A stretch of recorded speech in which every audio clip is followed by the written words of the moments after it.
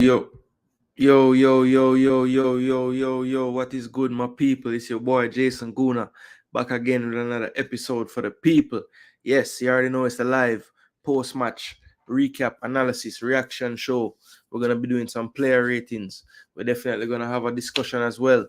What's the more important thing right now at this stage? World Cup qualifiers trying to get through, survive and advance, some people might call it. Is 3 points the most important thing? Or is it the performance, people? So we have that discussion about 3 points versus performance. I have a few ideas and takes about that. Bless up yourself, fresh God. Respect for checking in, my bro. Yeah, man. We are doing thing. We are run out with the late night Jason Gooner time stream. You don't know. It is match week, people, so we know the streets full of people and everything, but we just want to give thanks for all the viewers from the live watch along today. Definitely was a successful one. Had a great time. Got the kids involved as well. They had a good time as well. So yeah, we just want to respect everybody who did turn up today and so give you some support. And we definitely enjoyed. Full joy putting out the content for the people. So yeah, we're going to do a little, analytics, look at the stats, talk about some player ratings. I don't want to be guided in any way by what the stats said.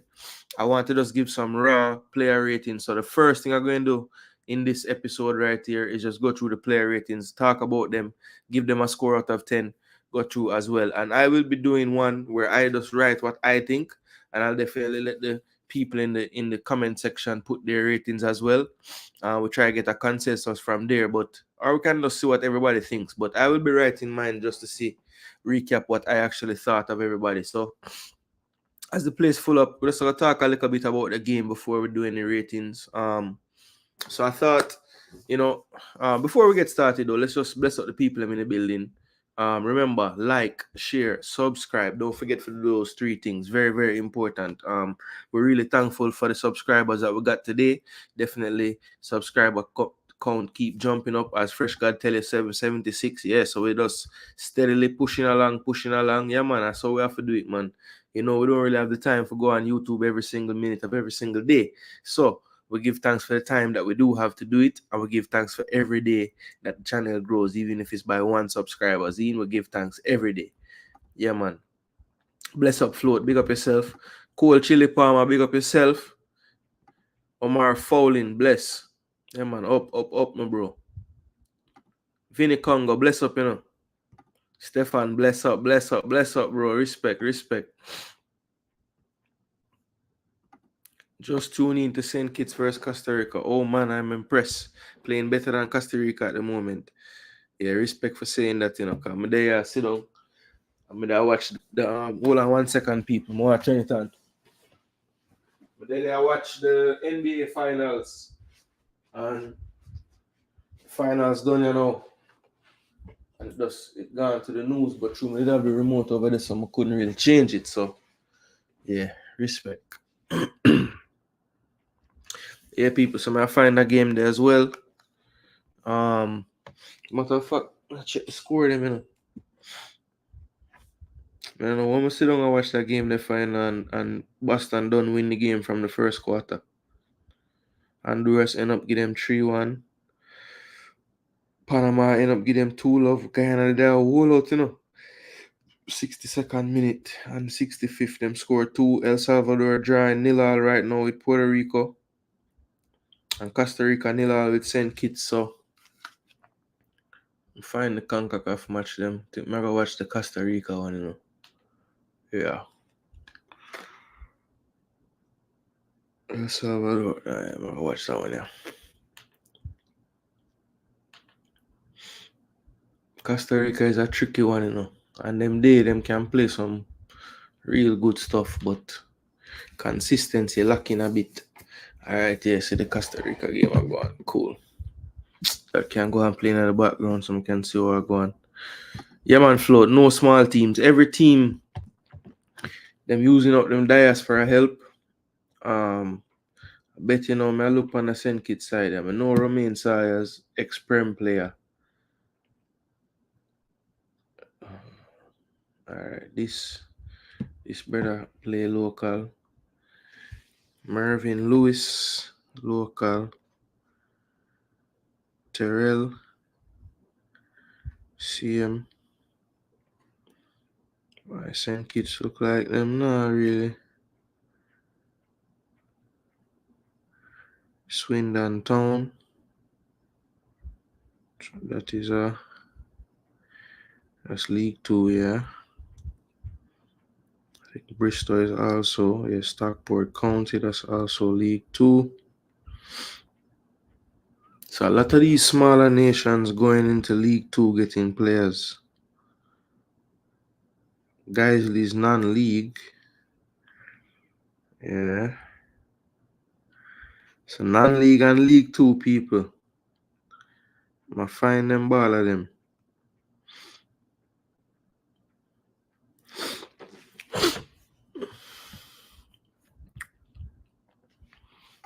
Yeah, man, we can drop a link, Francis. We can drop a link and whole a reasoning. Before me drop the link though, what I'm gonna do is let's drop a little quick synopsis of the game from my perspective. So basically, I thought the game started out, you could really tell that both teams wanted to kind of feel each other out. It was kind of slow in the beginning. Neither team really pressing each other that high up the pitch. I thought Jamaica, looked comfortable in possession, but not really probing much with the passing. I thought in the early part of the game, it was almost as if they didn't really come out with a set plan of how they wanted to move the ball moving forward. You saw in the first couple exchanges, Lowe was expecting to get a pass, didn't receive it. So it was kind of, I don't know if it was miscommunication or I don't know what it was, but it was not fluid in the beginning of the game at all. I thought Damrep, when they finally got to get on the ball, they showed that they are a slicker passing team, probably than Jamaica just by nature. It seemed like they were able to connect and move a bit better than we were. On the few occasions early in the game when we did pass and move the ball, it looked like we would have success. I remember one time specifically we worked the channel all the way to the left side, and Cephas got down the line and played a cutback that was cut out. So the writing was on the wall that we could get some joy. I think after Cephas challenged that right back, number 4 Garcia, the first couple of times, you could see the coach really shaded one of the central midfielders over to that side. So they were wary of that one-on-one situation. But of course, the breakthrough came for Jamaica in the 16th minute from Shamar Nicholson. It was after about a 3 to 5 minute spell of good play from Dominican Republic, getting some throw-ins deep in our territory, working the ball through midfield, and if it wasn't for some last-ditch attempt and challenges by Damian Lowe, Deshaun Bernard, they could have gotten in. It was from a corner, cleared.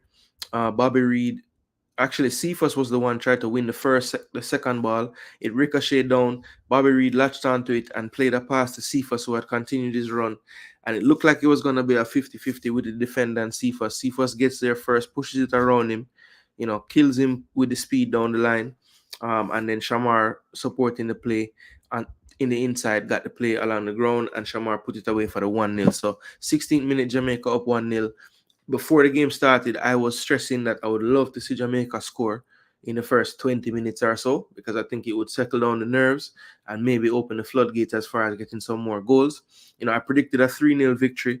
Of course, those who watched the game earlier, I'm sure most of you did. It was just a 1-0 victory. And, from that point on, I thought Jamaica maybe had another good 5 to 10 minutes after the goal. And then I thought, the last, I'd say 15 minutes of the first half, it was really Dominican Republic that really started to string some passes together. I think a lot of the players left a lot wanting when it came to the final play. Cephas, I thought, held the ball a bit too long on certain occasions, had good runs and overlaps when he would cut in. Never once did he play that, reverse pass that would just open up the play and have a, cross across the box after that player received. So, decision making was an issue in the first half, I thought, especially. I thought it got a bit better as far as the connectivity of the passes and stuff in the second half when we did attack. But in the first half, it was very sluggish. I thought Antonio, for the most part, couldn't really get his touch right in the game. The field conditions didn't help. I saw players slipping and sliding all over the place. So yeah, it wasn't the most fluid game. I wouldn't say it's one that you would go back and analyze and say, boy, there were all these brilliant patterns of play. I thought it was a World Cup qualifier type of game. It did get a bit rough and tumble at times in the midfield. I cannot stand the referee, the Canadian ref. I thought he was poor. I thought arguably there was a play at the end of the first half when Cephas cut back in the box, and I thought he could have been fouled there, but it wasn't looked at as a penalty. Damian Lowe did get a card in that first half, and he did also hobble a little bit after a play when he was running back defending towards the end of the first half. So at halftime, Karai Anderson came in for Damian Lowe, so they made that change in the midfield.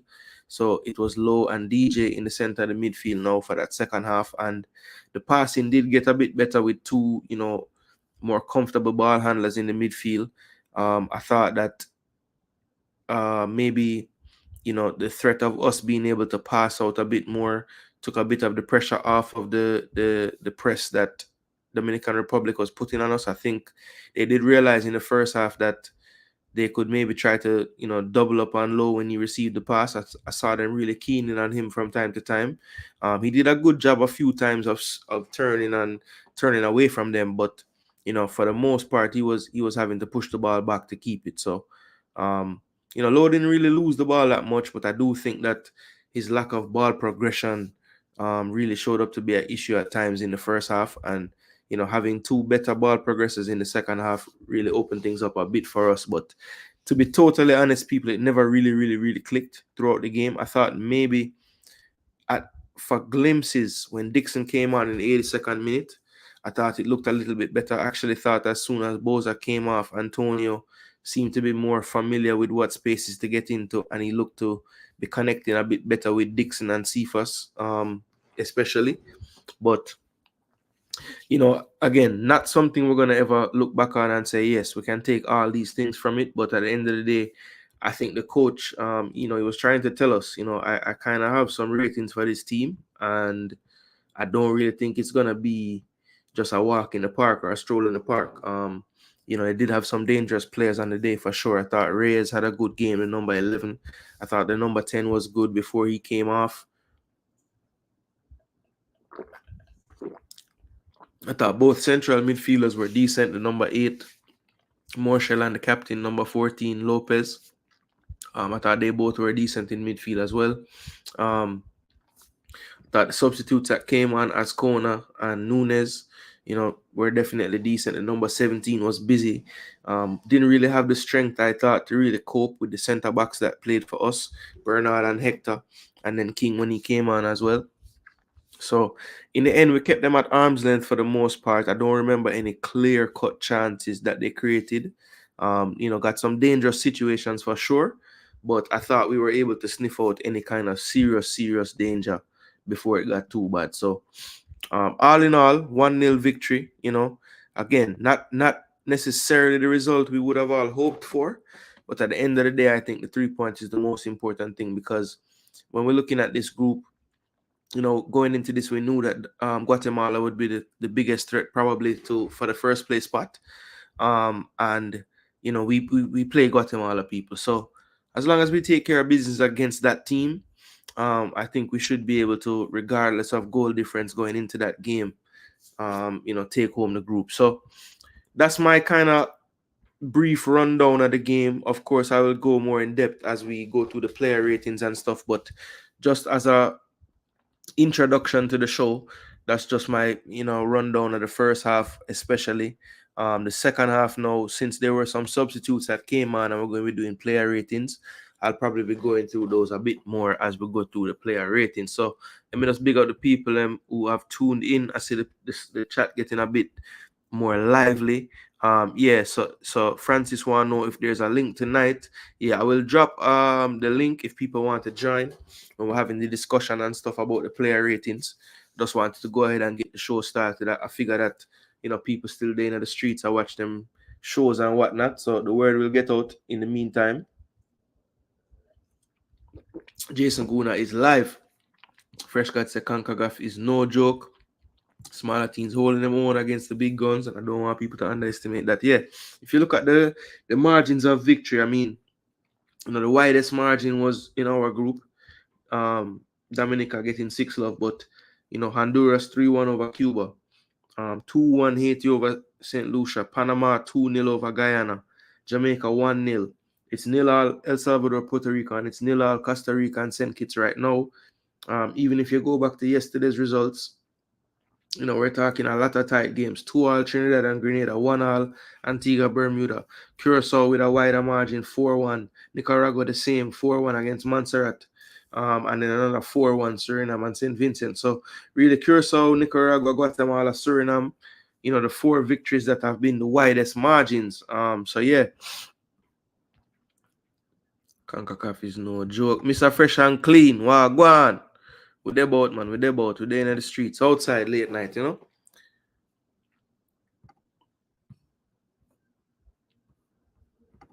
the World Cup qualifier ranking don't count. That's so true. That's so true. Yeah, man, like the video as soon as you forward, man. That's the least people. Let's like the video. Bless up in a Ballheads TV. Yeah, man. Yeah, man. You still up on the rock? Or you left same day? I wonder why we didn't even get to see that replay. Look to be in the box. Yeah, I think one of them things that when the half are done, it's like them just want the half done. But brother, the man chop back and I see the one foot get take where I say, yo, a foul that, the people in the stadium, how the fans did react when Cephas get take down right before half, finishing at the first half. Antonio was poor. Yeah, we're going to get to it. Ronaldo is a big baller. I'm not sure if you talk about the Ronaldo on Fidem side or Philly side. I feel like them have a Ronaldo to a Vasquez in name, I think. Honestly, if Cephas performing Copa and show that pace, surely a bigger cup coming for him. Yeah, Alex, I think at the end of the day, though, there's a lot of fast players out there, but what I got make the difference for Cephas is decision making now in the final third, because sometimes the decision them not right either, and it's a reason why him keep on getting into these positions and it not quite come off him because him don't choose the right option enough at the time. And I think that's why he's at the club he's at and not a bigger club now. But yeah, as from what everybody say and everything we ever hear about him, is a youth willing for work and put in the work and get better, and him definitely improve from one time to now. So him can only keep going up. We take on the group, it's not how you start or you finish. Honduras was down 1-0, same thing. From the first 15 to 20 minutes, as I said earlier, I didn't see them doing much to score from open play. Yeah, I mean, look, I think you could see the makings of something, but every time it got to that crucial stage, I thought that we just overpowered them defensively, whether it was Bernard, Hector, Tavon Gray, Greg Lee, what a ball, gone. Greg Lee, Damian Lowe in the midfield. Between those 5 players, I just thought that in the crucial moment, the crucial challenge to win the ball before the shot or the cross, we were always tight enough to just stop that action. So yeah, they couldn't really split us open enough for us to not to recover with the speed that we have. Yeah, Fresh. I want to see how much of that was all the issues with Dominica. And yeah, before we open up the section to and we do some player ratings, I'm gonna play the post-match press conference so people can hear it. I'm not sure if everybody get a chance to hear it as yet. But I'm gonna play it for everybody who there. And me want to listen it as well. I'm listening it one time already, but more I hear it again. Pristine said, big up, hope you bring some positive vibes. Well, Pristine, it's not about positive or negative, it's about just telling you how I feel and trying to defend what I'm talking about. If anybody that watched that game today and only think positive things could come of it, then you're just not being realistic with yourself. I mean, there are a lot of things we could have done better. You know what I'm saying? But at the end of the day, I was even when I made when I was on stream today, I didn't even put Jason Gooner on the screen. I don't think I just put 3 points. And that's all I really cared about, and that's why a part of this video before it's over, after the player ratings, maybe we're gonna have the discussion 3 points versus performance, because I know a lot of people out there were a bit upset about how the team played. Of course, every time we play a match, is the coach good enough? Always comes up. I have many people telling me them are look on the coach and them not so sure. Then I wonder, is he the guy? All these things. Yeah, Costa Rica just score people, head at the back post.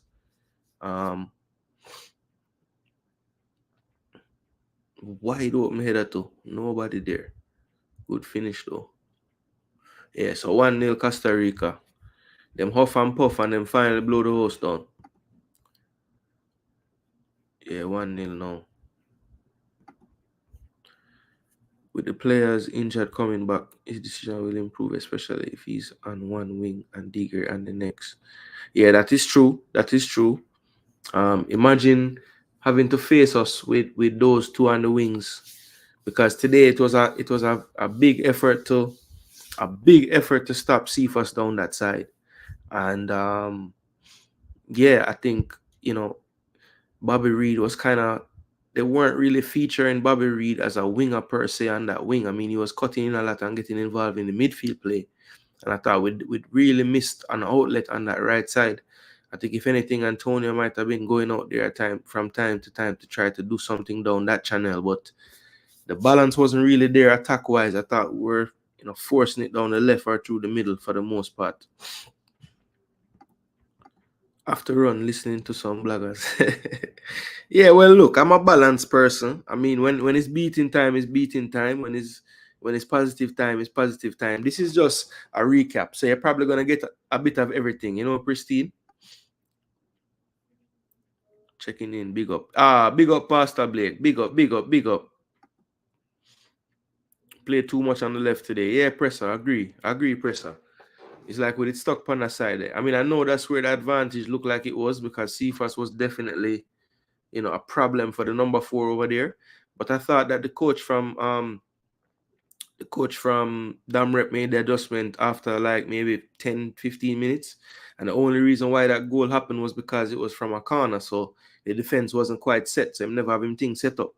And once Cephas had that one guy to beat, it was always going to be an issue on that counter, Poor defense from St. Kitts. Agreed. No marking. Big up, Ferran. Big up. You're there match today. Love how the man them support the thing, star. I wish I could have been there, but I support the next way. I do a stream, try make people aware of where to watch it, how to watch it. I try sell ticket. Yeah, man, all kind of things would I do for the team, but just could not make the trip, people. Could not make the trip. Left was working, though. That is true, Fresh. The left was working. That is true. That is true. I mean, you can't go around the fact that it was working. I don't think Cephas' decisions were really that poor either. There were a few plays where I guess some people will say them would rather him take the chance for take the shot. Maybe it hit off a 3-4 man foot and go into the goal the same way. But I thought at times he was trying to go through brick wall when he could, the option to lay off was there, but him take the shot. One time I saw the lay off to Antonio there, him touch it like he was going to give Antonio, him chase it down, take it off Antonio's foot. There was one play in the first half that was, I thought, egregiously poor in terms of Daniel Johnson making a run around him, and literally if him just play the pass behind the reverse pass behind the defense, Daniel Johnson walk, take a touch and look up, and it's 2 Jamaican from the back post for slide it into. So I wouldn't say every decision was poor. I just thought he had some poorer decisions in the bigger moments, even when he, turned the defender left and right, made him fall down. That play so simple, him just pass it to Beckford, run in the space, Beckford push it, cross it back to him, goal. Just like how him give Bowser the goal. So,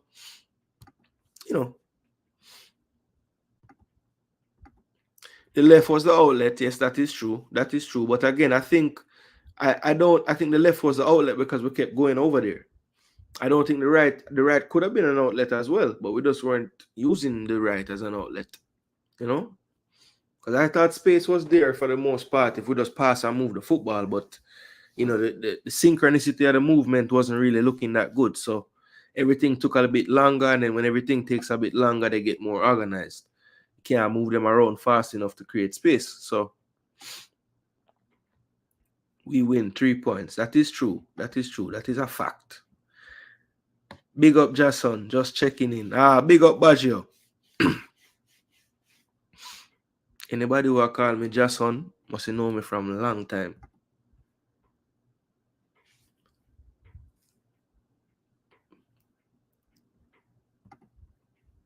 Yeah, that's where we add more joy.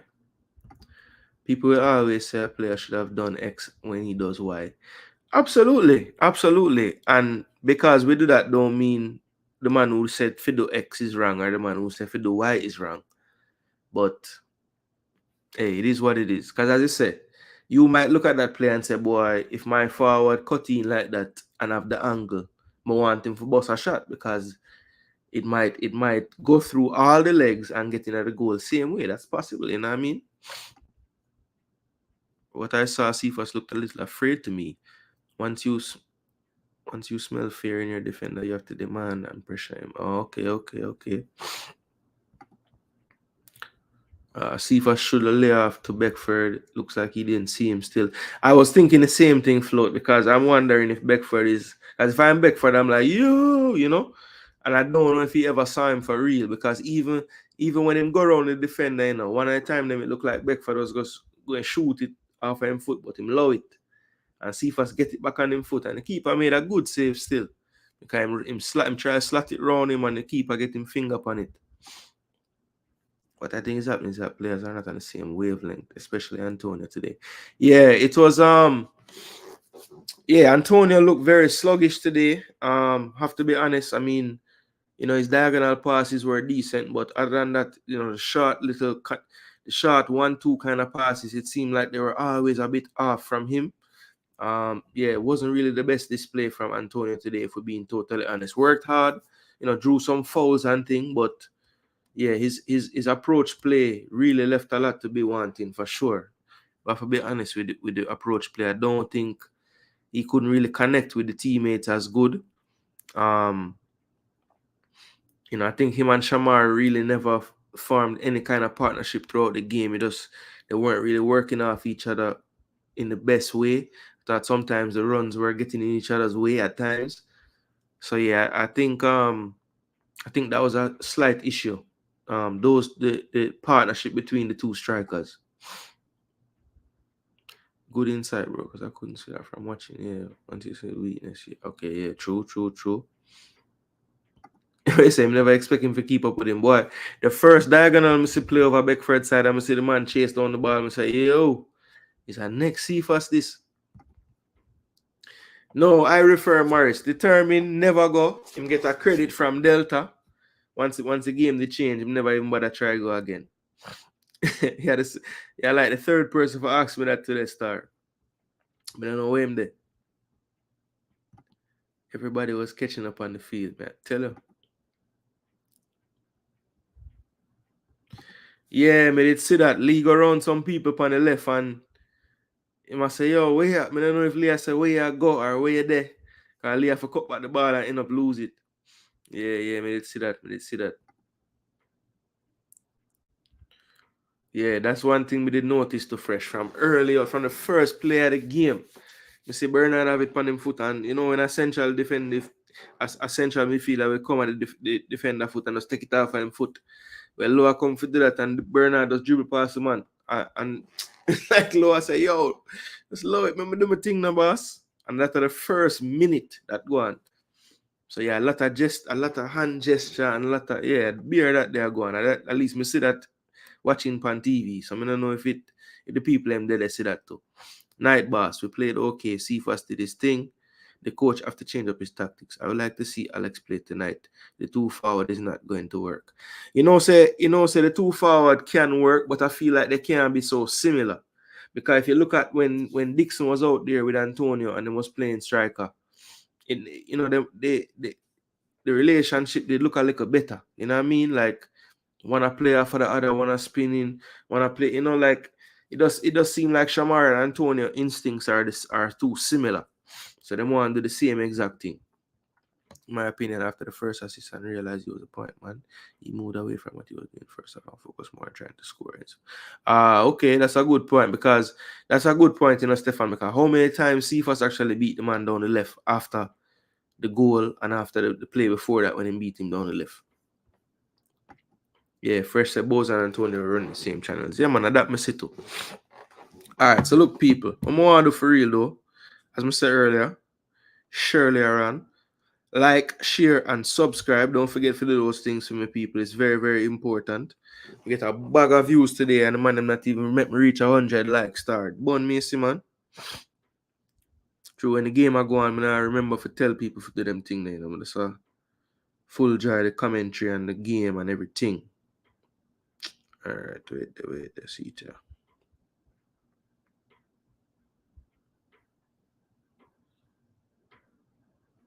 Play the audio. Okay, everybody, thank you very much for your patience. Truly appreciate it. The post-match press conference for Jamaica. Oh, go on, this one. Sorry, people.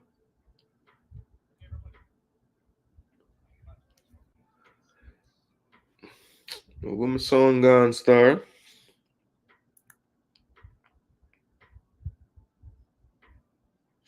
Hold on, may I play this first? Okay, everybody, thank you very much for your patience. Truly appreciate it. The post-match press conference for Jamaica against the Dominican Republic in the World Cup qualifiers. We're joined by the head coach of the Reggae Boys, Emer Halgrimson, and joined by him is thumbs up if the levels are right. His home debut today and his 5th appearance for Jamaica. Before we open the floor for questions, we're just going to get a few opening remarks. Firstly, from Coach Halgrimson, 3 points on the board. Your general thoughts for today? Well, like in my pre-match press conferences, I said this Dominican team is a good team. If we are not careful, they can hurt us, and we needed to suffer at times. It's a very good job the coach has been doing with his team. We have followed their progress. So I want to first give them a lot of credit for their performance today. It's really an exciting team for the future. Our game, we should have finished it off, but when you are winning 1-0, it's always uncomfortable. It's an uncomfortable scoreline to be winning 1-0. It only needs a corner or a free kick and the ball goes in. So you never kind of feel relaxed. But we should have killed the game off with the chances we got. But apart from this, it was well above par or below par, whatever you say, not good enough. And we can do much better than we did today.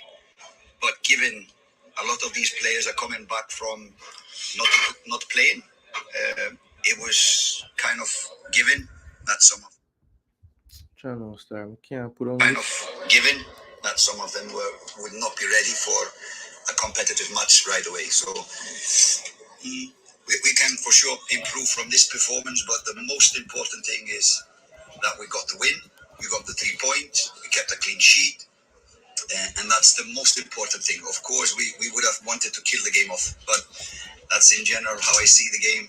What was needed to be done was done.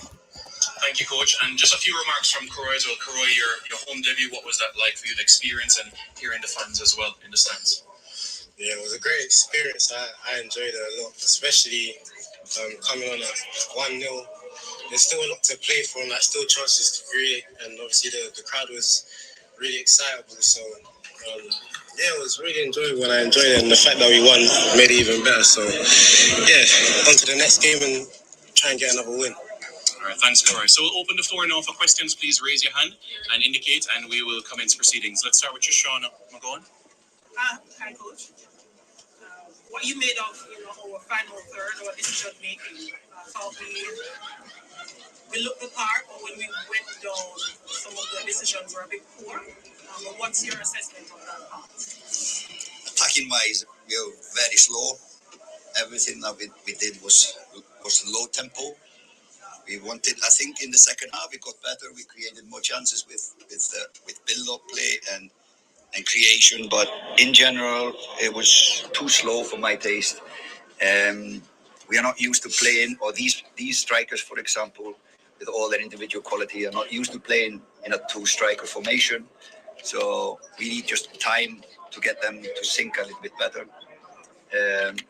But in general, with the ball, we were not good. We were slow tempo. Even defending first half was slow tempo. So we gave them the time they needed to be good. So I would just say we need to up the tempo in everything that we are doing. But you are correct. Attacking wise, not good enough. Thanks, Trish. Good player. What you made of your debut performance here at the office. Some adjustments were made, but what is it like for you vibing with the team and what you made against the Gambler team today? When I came on, obviously we were 1-0 up, and I was told like to just maintain the tempo and make sure that we keep playing forward and don't give them an opportunity to try and get back in the game. So when I came on, that was my main focus really, just to get on it, try and play forward when I can. But obviously it's quite warm and like everyone gets tired quick, so you have to like make sure we keep the ball before we just go forward and maybe lose it. So yeah, I think the team, like, it was slow, but sometimes we picked in the second half a lot. We picked the right decisions when to go forward, and obviously Cephas on the left was beating their defender a lot, and we got down the right side as well. So I think like in the end we created enough chances, but we just got to be a bit more like clinical and more better with our decision making to score more goals. Thank you very much, Trish. Let's go to Leger, and then we'll take some Dominican first as well. Yeah, afternoon, coach. A question for coach and then Karoy. All right, hold on. Before I continue, people, the coach, he said something where kind of, when I did hear it the first time I listened it, I think to myself, so if you know that, then why you do this? When the coach say, him know that him two striker, them not used to playing in that type of system.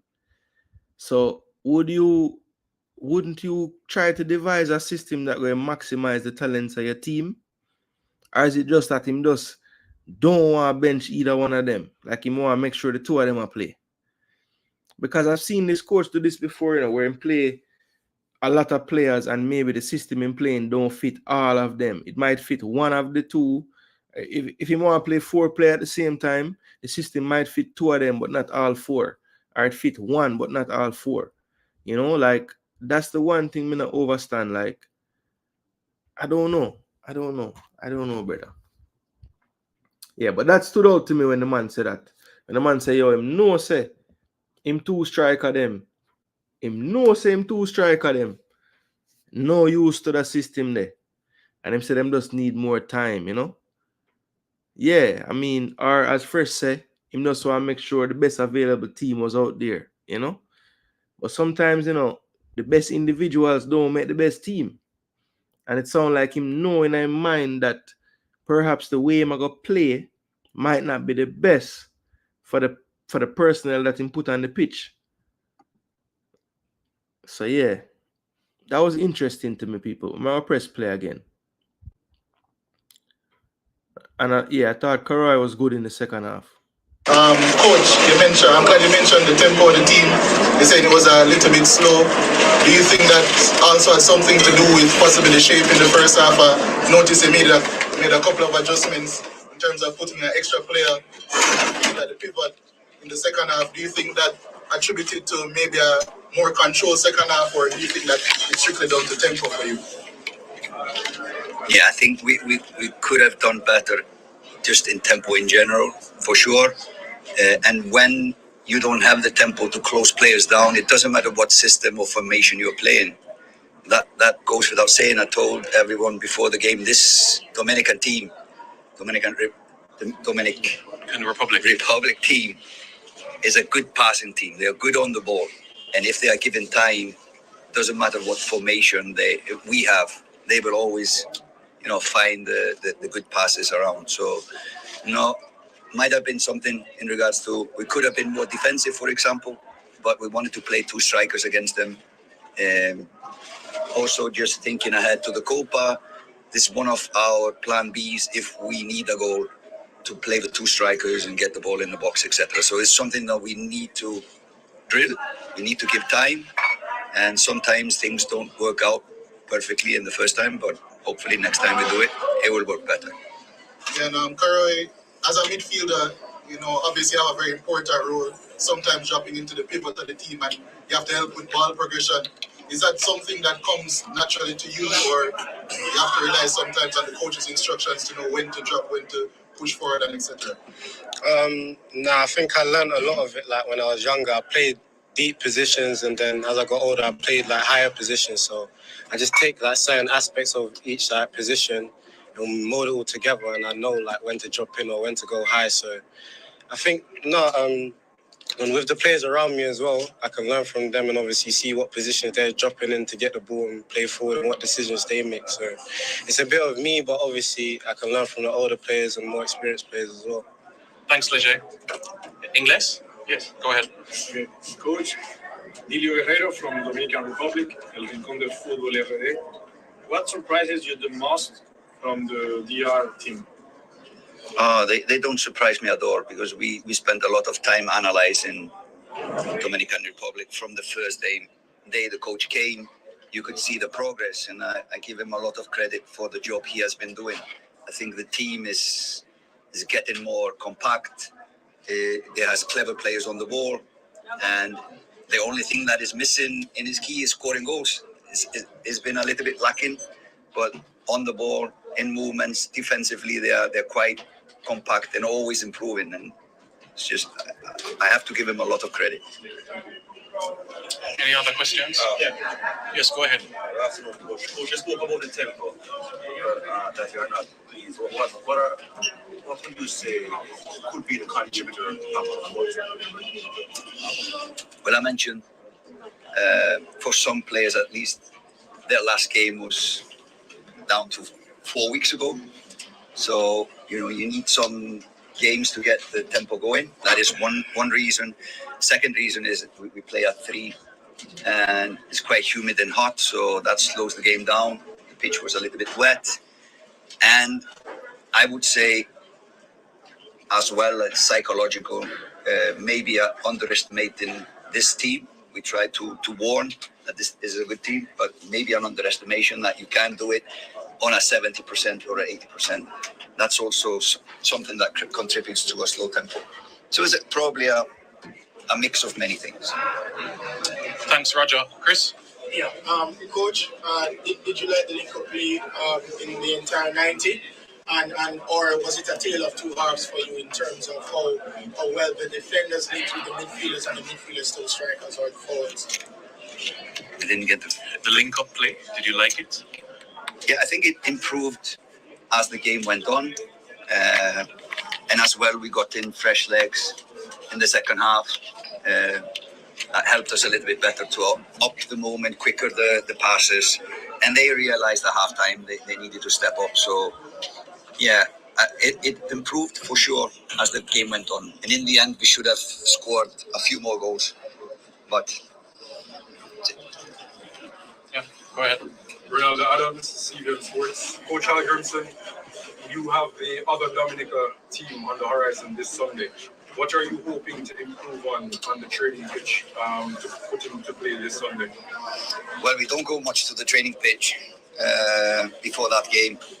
So there's only one session in Dominica day before the match. So we fly tomorrow, train the next day. So we are compensating the guys that played little. We are doing a training session now, so we just have a travel day tomorrow. So there's not much time we have on the pitch. But I will guess it would be a little bit different game in regards to ball possession. So we probably have more ball possession than we had today. So for sure, we want to improve what we do when in possession. All right. Any other questions? Yeah. Yes, go ahead, Greg. Coach, a lot of what we did well tonight came in attack, came to Ronaldo Sifa. So what were your thoughts on his performance? Well, he's surprising us always more and more. Incredible speed, and his confidence is quite good. So we just need to create space for him to use. And in games against good teams, when we are suffering, it's good to have a player like Sifas. But yeah, what impresses me about him is his personality. He's humble. He's hardworking. He wants to learn. So a lot of things that impresses us. Thanks. And, one more, Coach. You said in the pre-match press conference that Sean Nicholson always delivers, and he did again tonight. Speak to us about his goal. No, it was a courtesy of Sifas that he got this goal. But no, it's like I said in the pre-match press conferences when I had the question that Shamar wasn't scoring in France. But I said, and I say it again, he will always deliver for Jamaica. He will always be playing well and be the guy that pushes this team forward. So just big praise for him.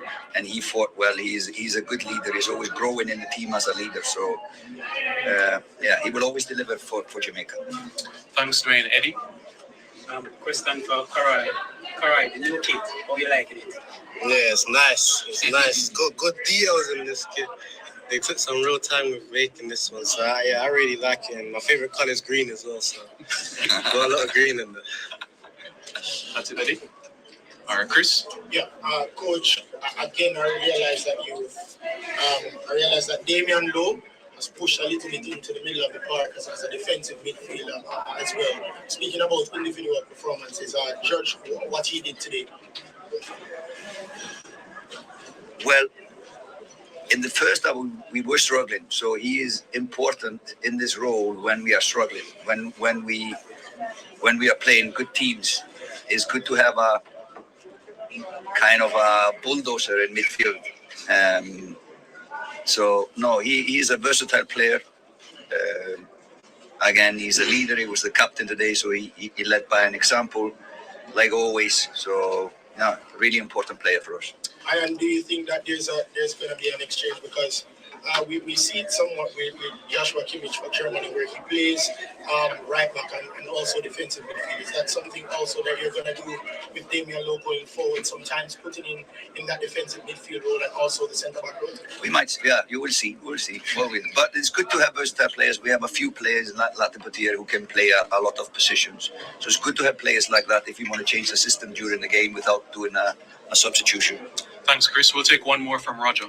Coach, Dominic was on the end of a 6-0 meeting last night. What's the type of mindset now that you can take going into that?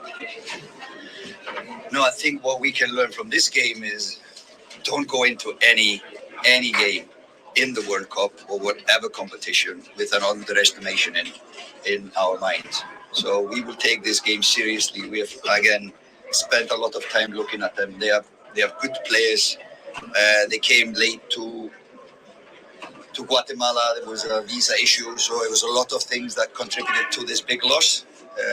And they are hurt, and you always should be careful when you play against an opponent that has been hurt. So we will go there serious in our minds. We will put our strongest team for sure and try to win. And again, the most important thing is to win. The most important thing is to win. Thank you, Coach. Thank you, Karoy. This wraps up the Jamaican end. We'll also have the Dominican Republic coming in quite shortly. Those who are traveling to Dominica, safe travels.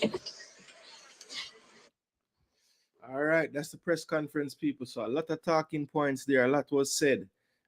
Anything stand out to anyone in the comment section?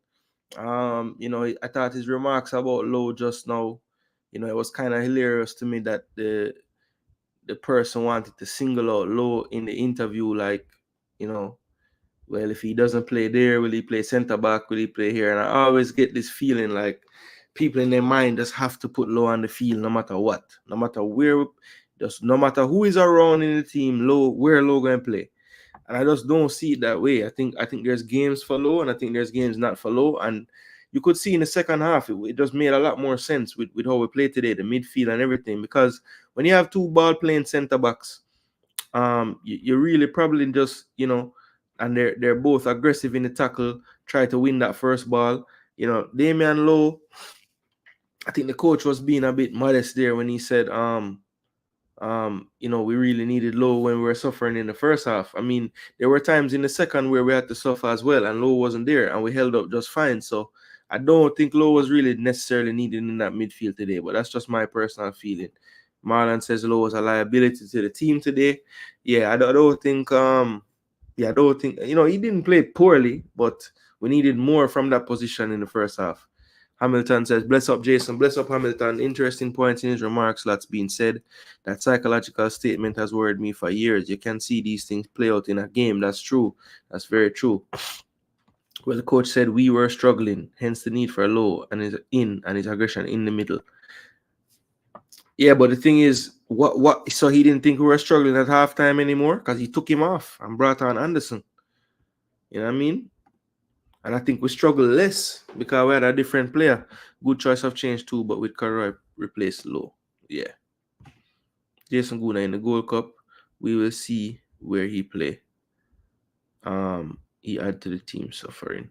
Yeah, in the Copa America, I know what you mean. Costa Rica score again, the same baller score. 14. So 2-0 Costa Rica. Send kids hold out for a long time, but Costa Rica now with a 2-0 lead. Second half just started not too long ago. 58 minutes. Look like beer rain a fall over Costa Rica. Respect fresh. Alright, so people, we're not hitch no more. What am I gonna do now? Let's see.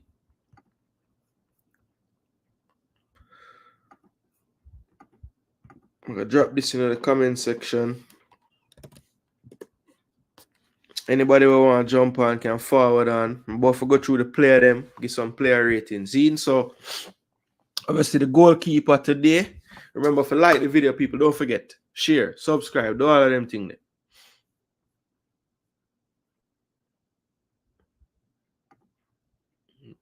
Low was being too wild in the game today, and at times he didn't want to forward deep for the ball. Yeah, I don't think Low ever really quite figure out him role when we were on the ball today. Yeah, man, I agree with you. I had Pepe Lambert starting in the midfield with Anderson. Because I thought DJ was gonna struggle with the lack of playing time, and worse, he playing at the Sonat. Live. What do you mean? Yeah, we're live right now. What do you mean, RR? I don't understand what you say.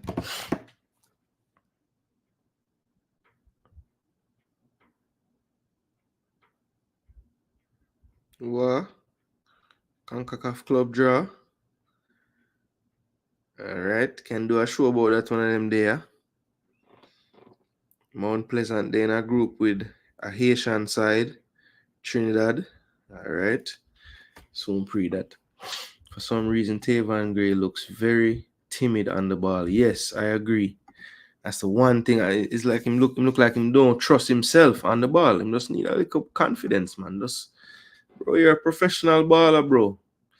Believe in yourself. All right, so in the goal today was Jamali Waite.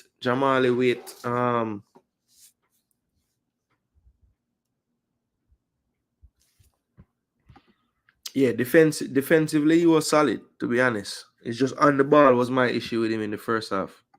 But nobody never really beat him or anything on the day as far as defending. I forgive him that. All right, so Jamali Waite, probably not the busiest day for him. Just really had to. I remember him having to catch a free kick at one time, but most of the time, as I said, when the ball got into the box, the defense dealt with it for the most part. It was pretty decent in distribution. I remember one little situation in the first half. A long ball came over, and I thought Hector was a little lackadaisical and Waite never. I thought him could have maybe back up into the box and let it just fall into him hands, but him end up heading it out, and it caused a little bit of an issue in the end. He got fouled and it never came to anything. But Waite, I would say probably for Waite a 7. Kept a clean sheet, didn't have to do that much work, so I don't think him deserve a 8 or a 9 or anything like that. But for the clean sheet, big result. We needed the 3 points. We only scored 1 goal, so we needed a clean sheet. So I would say Jamali Waite get a 7. So what people saying in the comment section for Jamali Waite, people, I'm gonna say he got a 7 for me. Calm in possession. Didn't really go long unless he needed to. Was willing to play it to Hector and Bernard. And at times to one of the center mids if they showed in the midfield. So yeah, I will give him a 7 on the day. Thought he was solid.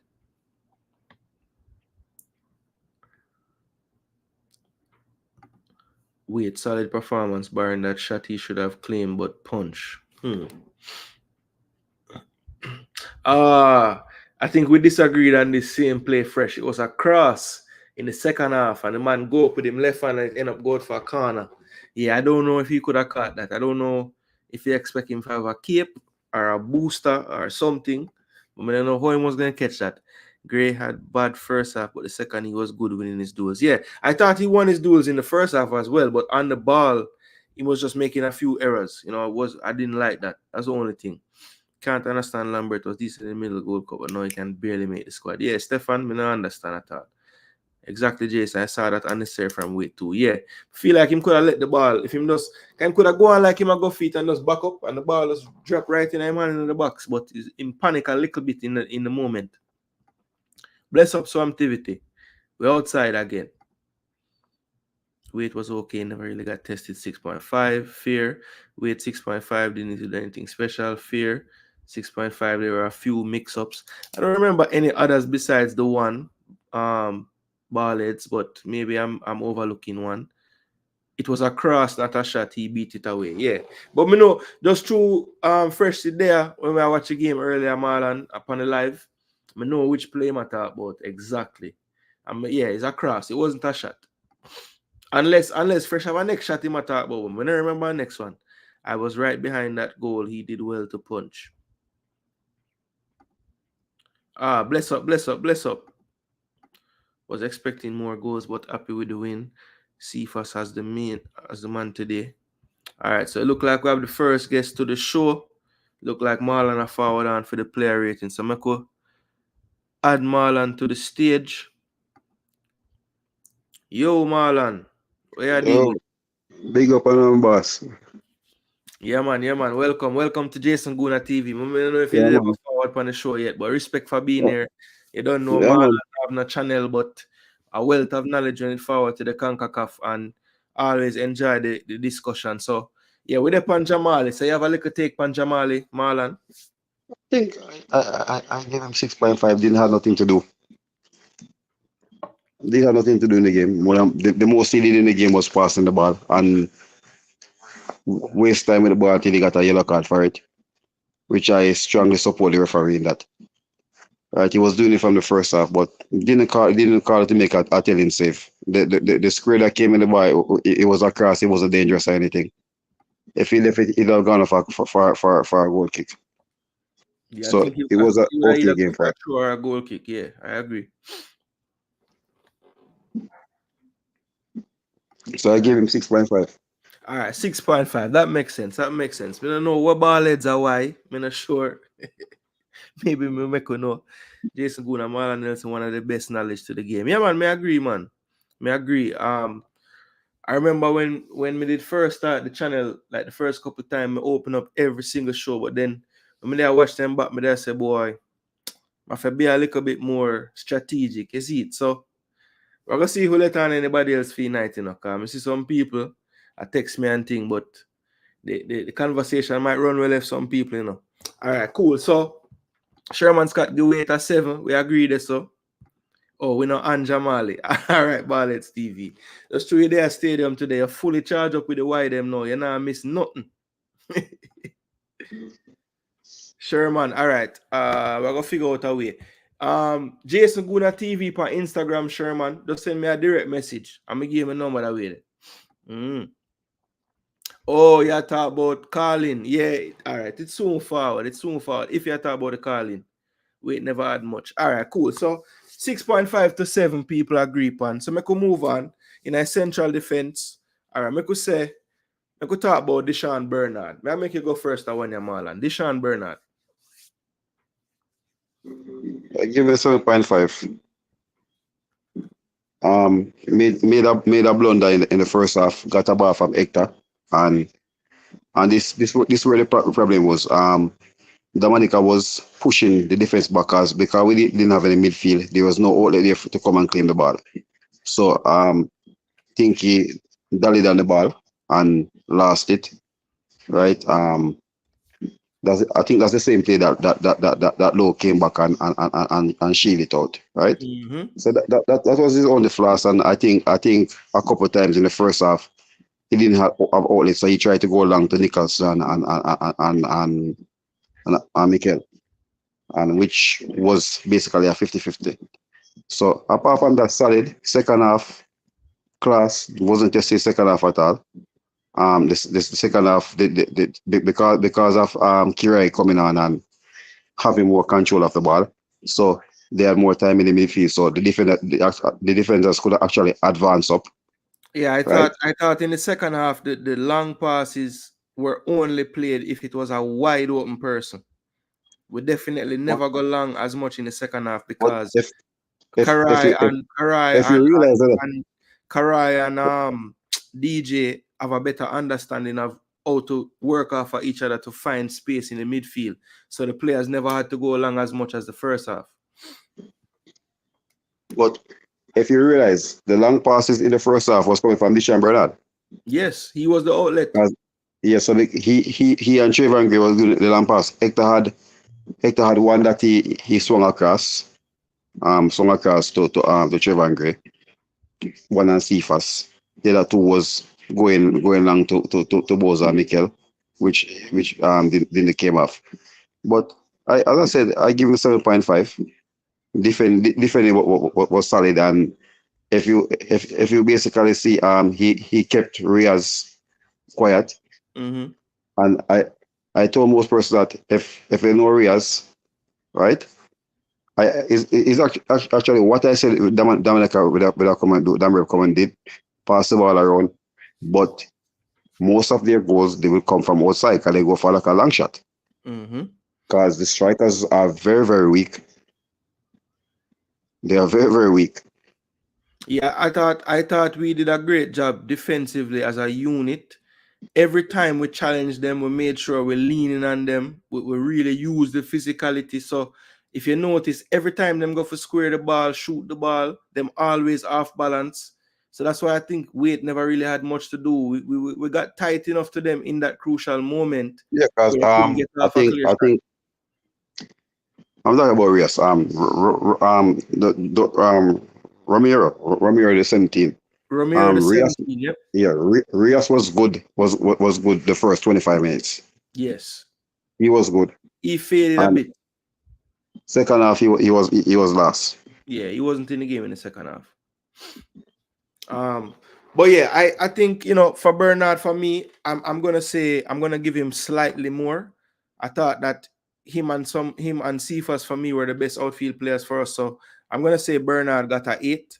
I think barring that one play where I don't know if he thought he had more time on the ball. It was actually like a 2 to 3 minute stretch because he had a play before that where he did something kind of silly as well. So yeah, that's the one with him and Gray, the ball. But you see the thing now, nobody was on the wing, so there was no outlet for the ball. So the Gray passed the ball to him, and the first option was to dribble.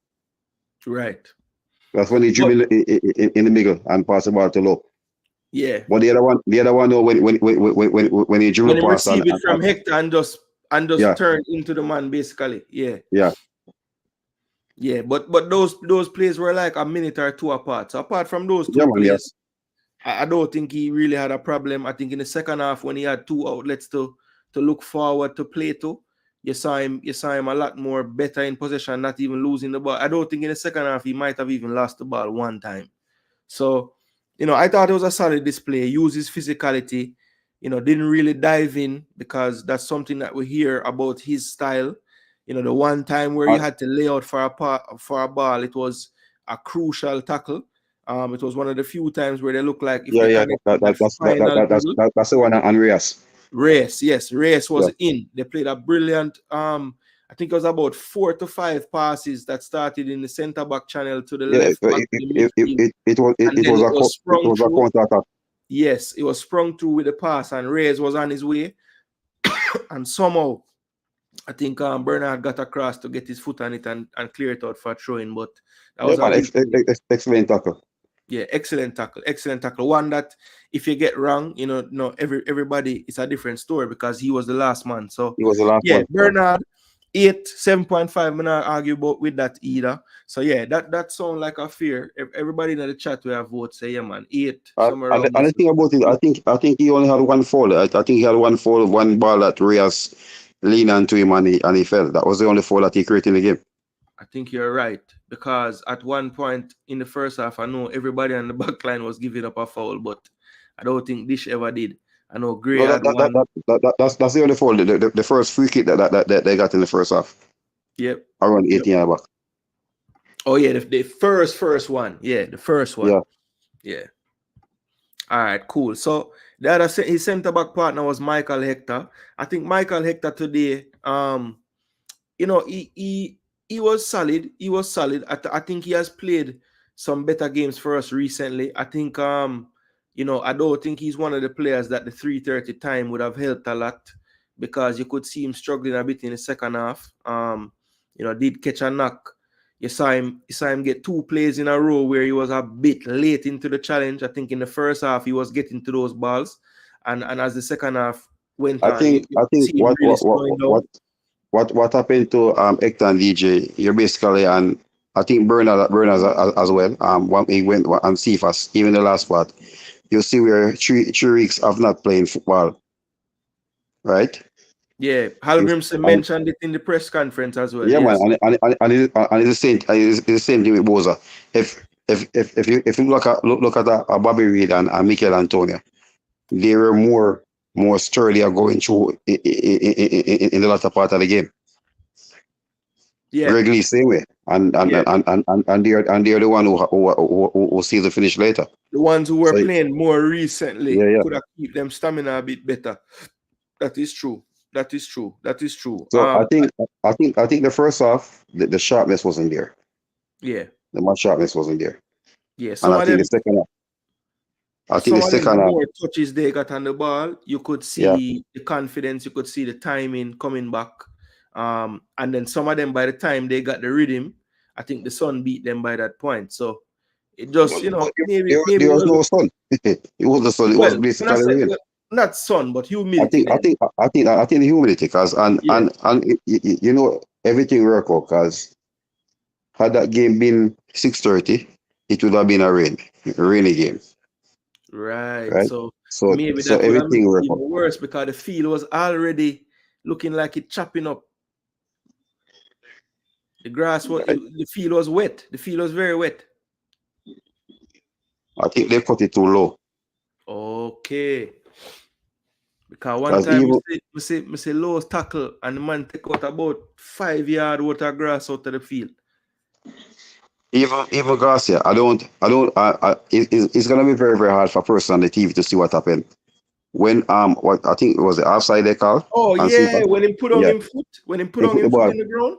Yeah, so Yeah. it was actually the ball that Greg Lee went and head out, right? And he played the ball, but he played it too fast. So the referee tell him to pass it. He's actually going to pass it back to the keeper.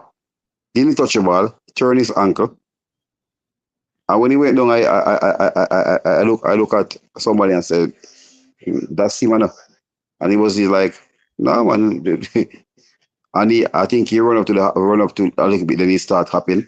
By Yeah, the time no, we he reach the half try line, to play for about the next minute or two, and then him have he, to come out. he didn't play again. He came off. Yeah, man. That me see them show it close up after on the replay. I'm Yeah, saying, yeah. man, the foot mash up. Him can't play again. Yeah, man, he's out for a while because the ankle literally turned. And worse, me know him tired, you know, because see if I run him ragged, you know. Yeah. All right, so for Hector, for me, may I give him the 6.5. I think him would have get a 7, I think, if him play the entire game, but because he need to forward off the field and never play the 90, I take off a point, and then I think him did really start to fade in the second half. But solid same way, no mistakes really. Did give some unnecessary foul, got a yellow card, which could come back to haunt us. You know, of course, you get the suspensions for the yellow card. So yeah, Hector 6.5. I give him a 7 still because I think very composed around there. See, he destroyed. We have cut the ball for him, and so he was very confident, Yes, there, yes. and he was the lead at the back line, right? Very composed on the ball, right? So I give him a 7. All right, fair enough. So you say 7, me say 6.5. Let me see what the chatter say. 7. Bernard get a 7. 6.5 say fresh. Determined give Bernard a 7.5. 6.5 for Hector say Stefan. And then say who that. Oh, I go on Dan. Big up yourself, you know. All right, so Next, we'll go to the right back slot. Tavan Gray. So Tavan Gray, let me know what you have to say about Tavan Gray, because him did cause a lot of opinion in my live stream. So I want to know what the feeling of the fans in the stadium, what you have to say about Tavan Gray performance. I think the first half, the first half, as I said, lack of cohesiveness, right? The understanding wasn't there, and there was no outlet on the right flank, right? Bobby Reed started, but it was four across the middle, right? So he didn't have an outlet. So either he go back to Bernard, or try to go down the flank, or play it into Low, right? I think Low was even at one point almost standing on Antonio. So I think second half he came back out. If I was gonna grade him for the first half, he'd have probably get by a 2.5 or 3. Poor. Right? But what he did and come this the second half he came, he was commanding, right? Start winning his era duels, right? And so I give him 6.5. The second half that 4.5 come from the second half, yeah. Yeah. He was involved going forward. He was everything come at him in the second half. He won them. Yeah, I think look, for me, Gray is a tale of like two players. For me today, I thought defensively he was pretty much flawless. I think he gave away maybe one foul. No, he didn't have any foul. Maybe two, but he didn't have any foul. Yeah. Or just got beat out of position like maybe one time the entire game in the first half. The second half, I don't think he lost a duel not one time. For me, in the second half, I thought he was a lot more sure in possession, didn't really give away the ball. The first half, I thought he really struggled with the ball. As you say, it was partly because he didn't have an outlet, but a lot of times I could see the players telling him to take the space as well, Marlon. He would have 30 yards of space in front of him, and he just don't want to go in the space. This is two things. All right. As I said, I was sitting right by the top goal, right? In the first half, he was batally low because he had Fairpro coming forward and Reyes, right? So when that ball come from Deshaun Bernard to him, he was literally 2 against 1. So, and nobody's coming for the ball. It's just like when Kirai come in and Kirai come pick up the ball, he and DJ, and you start to have outlet to it, and then more composed on the ball. But as I said, still, first half was weak. Second half, he really finished very, very strong. Yeah, I agree. I think it was a tale of two halves for him. I was really beating him. People were saying I was going too hard in the live stream earlier. You know what? I can tell you, because even person in the stadium, they were like, number 4 going and like number 4 didn't have dinner. He went in and eat something and come back out. That's the person we're saying. Yeah, I just think he looks so overawed in the occasion every time I see him play for Jamaica. The second half was the first time him kind of actually looked like, some belong on the field, a play, you know what I mean? But for me, I think I would give him a 6 overall. I thought he improved in the second half, but the first half performance really, really had me wondering like what's going on. So overall, I will say him get a 6, and I think that's fair. 6.5, I'm not argue either. I see it's fluctuating in the chat between 6 and 6.5. I think that makes perfect sense. Bless up, Cranky. Big up yourself. Dan check in as well. Fan of mine out there. Yeah, but for me, Marlon, again, too many times him have space in front of him and him afraid to just express himself and go forward. I'm not saying him have to go down the wing and make a great cross, but just take space. Commit another player to you. Maybe you free up another body. You don't have to go long. Just play with some confidence.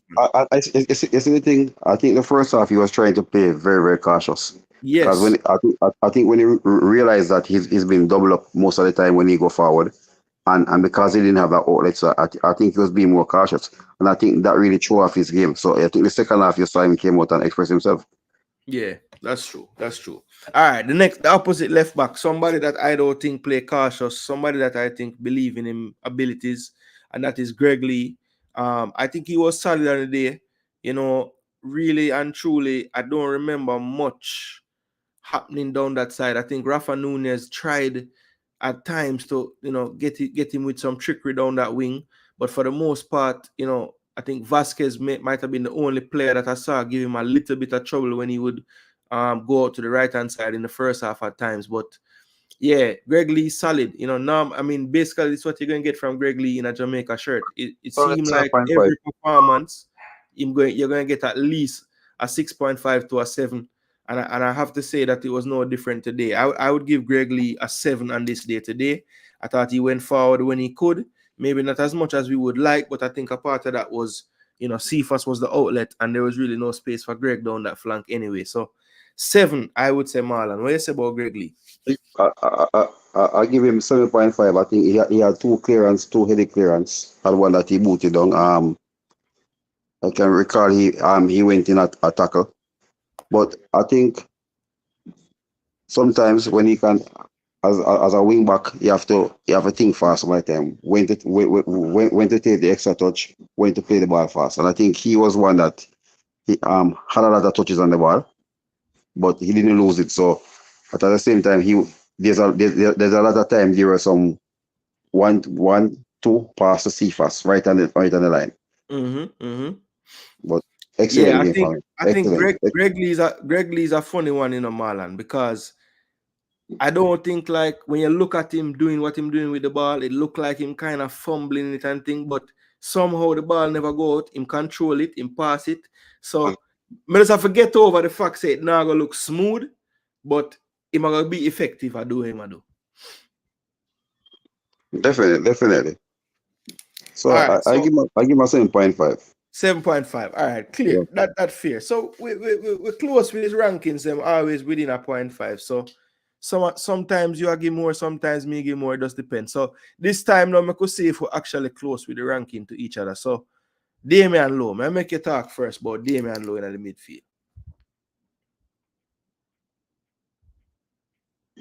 I think he had let me see. I try to remember what's interception. I see if he have interception. Statistically, Lowe had a good game. Statistically, mainly because he didn't really lose the ball that much. He had one in the center circle. One that he came back and win down where close to where right back was. Yes. At one point he was playing in front of DJ. Yeah, I did see that. We were struggling I don't know if you realize that. From the back. The coach. Yeah, I don't know if you realize that. Yeah. We're struggling to play for the back. And DJ is going to the left after Cephas. And Lowe was actually in line with Mikel. So play like right? Attacking mid. So it was like 2 box-to-box play. Because one is breaking across. Bobby Reed had the ball. I think that was the one that went across and Mikel Antonio dominated it. Right? And Shamar didn't read it. Yeah, Lowe was the closest person to it. Never see the dummy, yeah.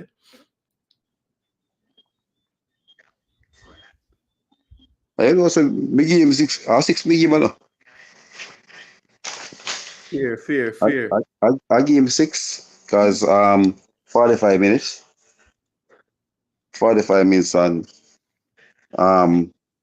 funny and I don't think I can't say last position a lot because he didn't play the full game, but the thing about it, I think he's the first he was more composed on the ball. Right? Yeah, he won the ball and he had confidence because at one time I saw he made a dribble in the middle. I'm like, okay.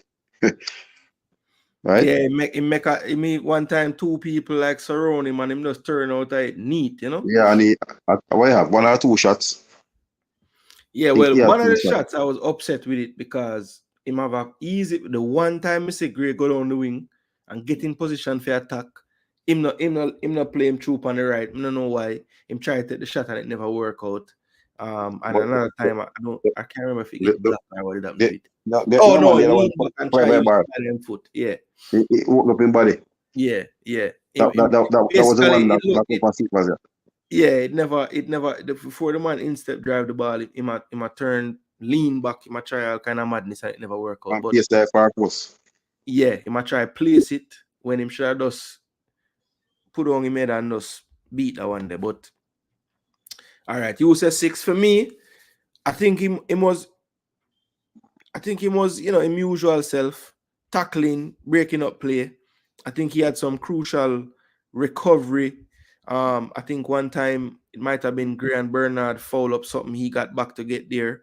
There's another play on the left hand side as well where he got back and track back. Couple little interceptions. Yeah, one time with Gray and one time when Graham Bernard went for, he was the one that hold it. Actually, it was a ball that Bernard was passing, and he hit one of the players and Freeport got it and sent it through fast.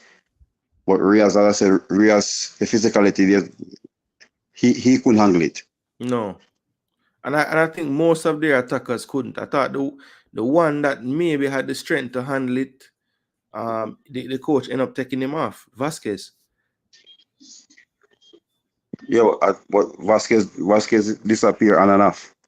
Yeah, he was on a yellow card too, and him looked like him was a little bit upset with the referee. So maybe the coach was, for similar reasons to why Lowe would have came off at halftime, because there was about a 5 to 10 minute stretch where Lowe fouled about 3-4 times in a row. It never really looked so good. So yeah, I understand why he did come off at halftime, and I think if you look at the fluidity of how we play in the second half and the lack of threat, really, even though they were getting through the midfield at times, I always felt safe even still, because I just didn't see them really penetrating the back line as much as they were in the midfield and the early part of the phases of the play. So Low for me, I'm going to say I give him a 6.5 for him half. Not the best, but I thought he did enough in the defensive realm of things. Fair enough, because in the middle, and I told person that Lopez and Marshall, the German man, is gonna turn him out, let him turn around a lot in the middle, right? So and it worked. And as I said, still he did what he need to do, but I thought he was out of his depth today. Yeah. That today you wanted him to pass the ball more than anything else. So I think that he didn't provide that one. Yeah. That's true. So big up yourself, Next up, Sports Talk. Welcome for the first time to Jason Gooner TV. Big up on yourself. Everybody in the building, you don't know, like, share, subscribe. Don't forget for them thing the way you're supposed to do. But you don't know, you see what we're going, right? We had some player ratings and thing. We reached Damian Lowe. So since you're reaching right and we have to do that, you can just drop in and make you know. What you have to say about Damian Lowe performance today, Francis? First, I want to say thank you very much for having me on the platform. Big up to the other panelists. Not sure what your name is at the moment. Yeah, man. Bless up, Francis. I'm Marlon, man. Bless up, Marlon. Bless up. Yeah, man. Happy to be here. Definitely jump in for a few minutes, give my little take and, what I'm saying, break bread with you. Yeah, Damian Lowe. We're talking about Damian Lowe, his performance today. That's what we're talking about, right? Yep, Damian Lowe. Yeah. The performance for me, for Damian Lowe was usual Damian Lowe type performance, aggressive, strong on the field.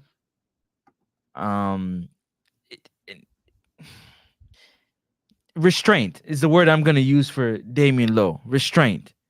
Learning when to use restraint, when to be aggressive, when to be a little bit more passive in your attack, in your tackles is very important, because if you are playing a pivotal part on the pitch, you can't leave your team out there. You can't leave them out there by making foolish challenges, 50-50 challenge, 60-40 challenges that could potentially get you, a yellow card or a red card that puts your team at a disadvantage. It doesn't help. And I feel like that's where he has to grow, as well as, being able to control. Because if he can't control his emotions, how is he going to control the game? He actually talked himself to the yellow card. Yes, he did. Just the yellow card he got is the one that it was a 50-50 ball. He won the ball, but he's using the ball to shield it, and I think it was Lopez that came around and pushed it. So I think that was one of the one that Greg Lee came back and threw it over for the corner. Yeah, because he had, right before that, he had made like 3 or 4 fouls. So the referee probably, even though that wasn't a foul on him, he must do fair card from before that. So, but I think, look, the reason why, because I see Cranky in the chat saying, boy, we are saying all these bad things about Lowe, but me give him a 6.5, you give him a 6, or him can get so high. But the thing is, regard all the negative things that I would say about what him did offensively, I thought defensively there was a use for him, because the few times when they were able to breach the attack, the midfielder that was there to kind of kill all of that noise was Damian Lowe. So I have to give him credit for that. That's the one thing where you have to say. And if we're being honest with ourselves, he never progressed the ball, he never switched the play. He was not the most progressive midfielder. Everybody know that. But even today, I thought he did a better job not just losing the ball every time and get it either. So that's important. You know, I mean, look, I don't think it was needed for today, but there were times in the game where it looked like it was I have been needed. saying it from last week, because and I don't remember if Francis remember the other night when I was on Ryan, and I said it. I said, if we have to start Damian Lowe in the middle, that means we'll put him on the field for us, put him on the field. Right? If he's not going to play the defense, he shouldn't be on the field. And it shows it. Guess what? You know what happened today? He had more opportunity to advance the ball, and it shows you where that is lacking. And it's that's as I said, Lambert is there and this is there. Right? Sorry. Yeah. For this game, you didn't want to see them. Yeah, I think we saw that in the second half, because you know, while positionally the players might have been in the CDM role at times, neither of them were really functioning like a true CDM, and it's not like we were more open in the second half than in the first or anything like that. So, you know, yeah, I think I agree with you. I think you know, the coach talking so highly about Dominican Republic showed in the starting lineup. Maybe we didn't need to play with a Lowe in that center of midfield, but I just feel like, you know, Damian Lowe has this thing with the national team where he's looked at as such a leader and such a presence that the coach always going to try to find a way to put him somewhere. I hate that that's the case, but today it was more obvious than any other time, because he took him off right at halftime. So it's almost like he knew the backlash of him not starting was worse to deal with than just not starting him. You know what I'm saying? Like, I don't know if anybody else get that feeling, but I feel like, dude, from the questioning in the post match, the man saying, "Yo, if Lowe don't play center midfield, is he gonna play center back? Is he gonna play here? Is he gonna play there? Why isn't there a scenario that Lowe just don't start?" Because I personally believe that he just needs support. He needs support to understand how to play the position, because right now he's just playing it one way, but there's multiple ways to play the CDM position. Also, the coach can do a better job of scheming, putting it together, a better scheme, a better system, that in these particular games to have a midfielder support. Damian Lowe, release some pressure release. You know what I'm saying? When he gets into certain situations, he can knock the ball off, you know what I mean, and fall back into a more defensive form, because this team is not so attacking. Sorry, go ahead. It's easier for a forward to go play attacking midfield. It's easier for a CDM to go play center back. Agreed. It's harder for a defender to go in there, because guess what? There's so many facets to the game of a CDM, right? Your first job as a CDM is to shield your back four or back three, however you're playing, right? Always be the outlet to pick up that ball from defenders, from your wing back, from your midfielders.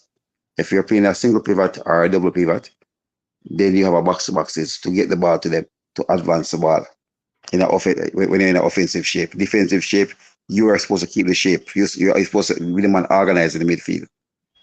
When you're in that position there, you can't be running down the ball. So, Mark, let me ask you a question. Jason, yeah, ask you a question as well, okay? Mm-hmm. When you start a new job, what is one thing they must do when they start a new job? They must give you what? Training. That's why I beat the coach. Because if you're going to have a player,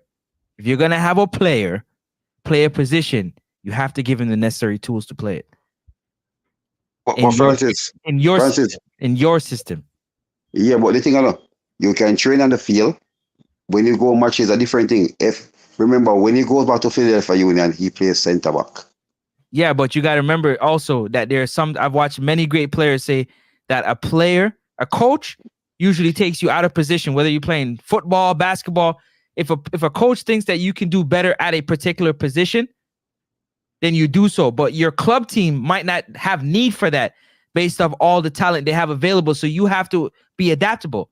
First of all, when you play football, you should be able to play at least every position on the pitch. Facts. You have special positions that, especially for your skill set, that I agree with, but you should be able to adapt and play any position. Are some going to be tougher than some? Of course. But that's where you put the time in to do it better, not just to play a certain way. So what if you might, so I'll give you an example. Alphonso Davies, he plays left back for Bayern Munich. Correct? But Yeah, for man. Canada, in Canada, he plays in the forward. He plays in the attacking. When they need him to go back there and play left back because somebody's injured or something, he can do that. But it's different, because guess what? The player can attack. What's different about it? No, but see, He that's can attack. But he wouldn't He put can him in there if attack. he doesn't have midfield skills. He just has to develop them. Look at this, and I say this. Remember, that position in the middle of the park, you have to be very technical. Whether you're winning the ball, you can do something with the ball, right?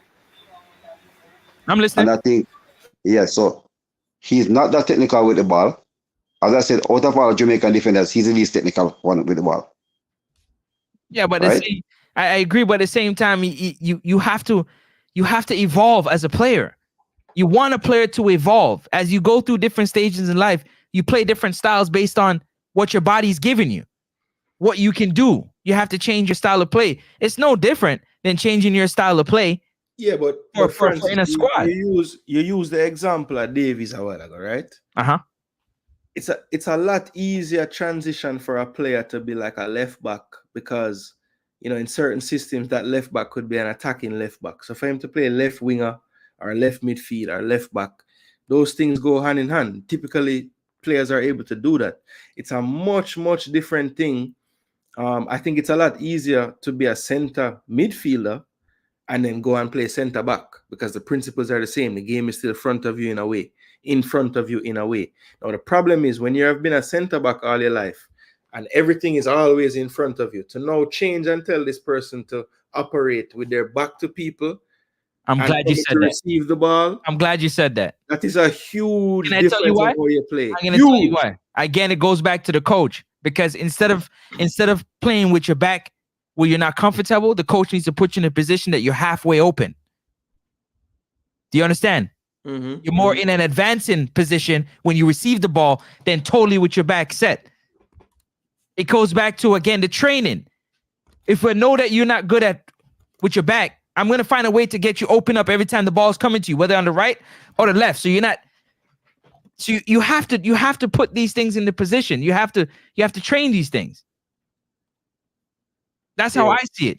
Yeah, look, I feel like, at some stage of a player's career, I don't care how much training you get. If you don't have certain instincts on a football pitch, it does not going to happen. I don't know. I feel like in order for something like that to happen, it would have to be a situation where they're at a club together and they literally train every single day. No, man, with principles and stuff, you can with principles and but principles is one thing, Francis. They still have to you have to go on the pitch and do the things that they have to do. That's what I'm saying. If you get the principles correct and the style of play correct, you can work at those skill sets for that particular job. That job they're asking you to do, you can work at that. You can watch tape and become mentally prepared for that, and the physical will fall in place. Are you going to have shortcomings? Of course, I agree with you 100%. You're going to have shortcomings. You are. But you can overcome them when you practice. Practice. Prepare. It can make a difference. Then when you just go out there and decide, I'm just going to play it because the coach asked me to. I'm not saying Damien isn't putting no work in, but I'm talking about major work has to be put in. Sorry. Yeah. All right. I could bring in Unseen Sports in the day and the backstage, but I don't know him run gone, but I'm forward back now. So Unseen, we have discussed Damian Lowe and thing. So what you have to say about Damian Lowe performance today, and what kind of rating you give him for the performance? All right, so at Damian Lowe now, defensively, he's solid, but when we transition the ball forward, him tend to, play a little bit slow. His passing going forward is kind. That is where I think our games have to try help work with him, because we can't do without somebody who will tackle and get back and help the back three or the back four. So that is where I feel like he's doing well for Jamaica defensively. Tracking back, helping the back four and doing that part of the job. But going forward with the ball, though, I think he needs somebody who. Sorry. yeah, I think he needs somebody close where he can pass the ball to, rather than for him to make the final passes. Just do the dirty work, pass it to him, and let that person do the work, carry the ball forward. I think that is what Al Grimson need to do to try to help him. You know, made some errors in the midfield in terms of passing, and I think that is his issue. All right, So the sounds good. ratings Yeah, now. I agree at least with the I So agree in terms of people getting closer to him, because one thing I do think is the 4-3-3 system might suit the players who have a little bit more, because I don't think they're getting that right chemistry with the two strikers right now, the way, or at least the two strikers that we've been using together, at least in today's match. No, but And the second half, is what they're moving to 4-2-3-1. I know, and that is a part of the reason why I thought the second half at times the attack was, the spaces made a lot more sense.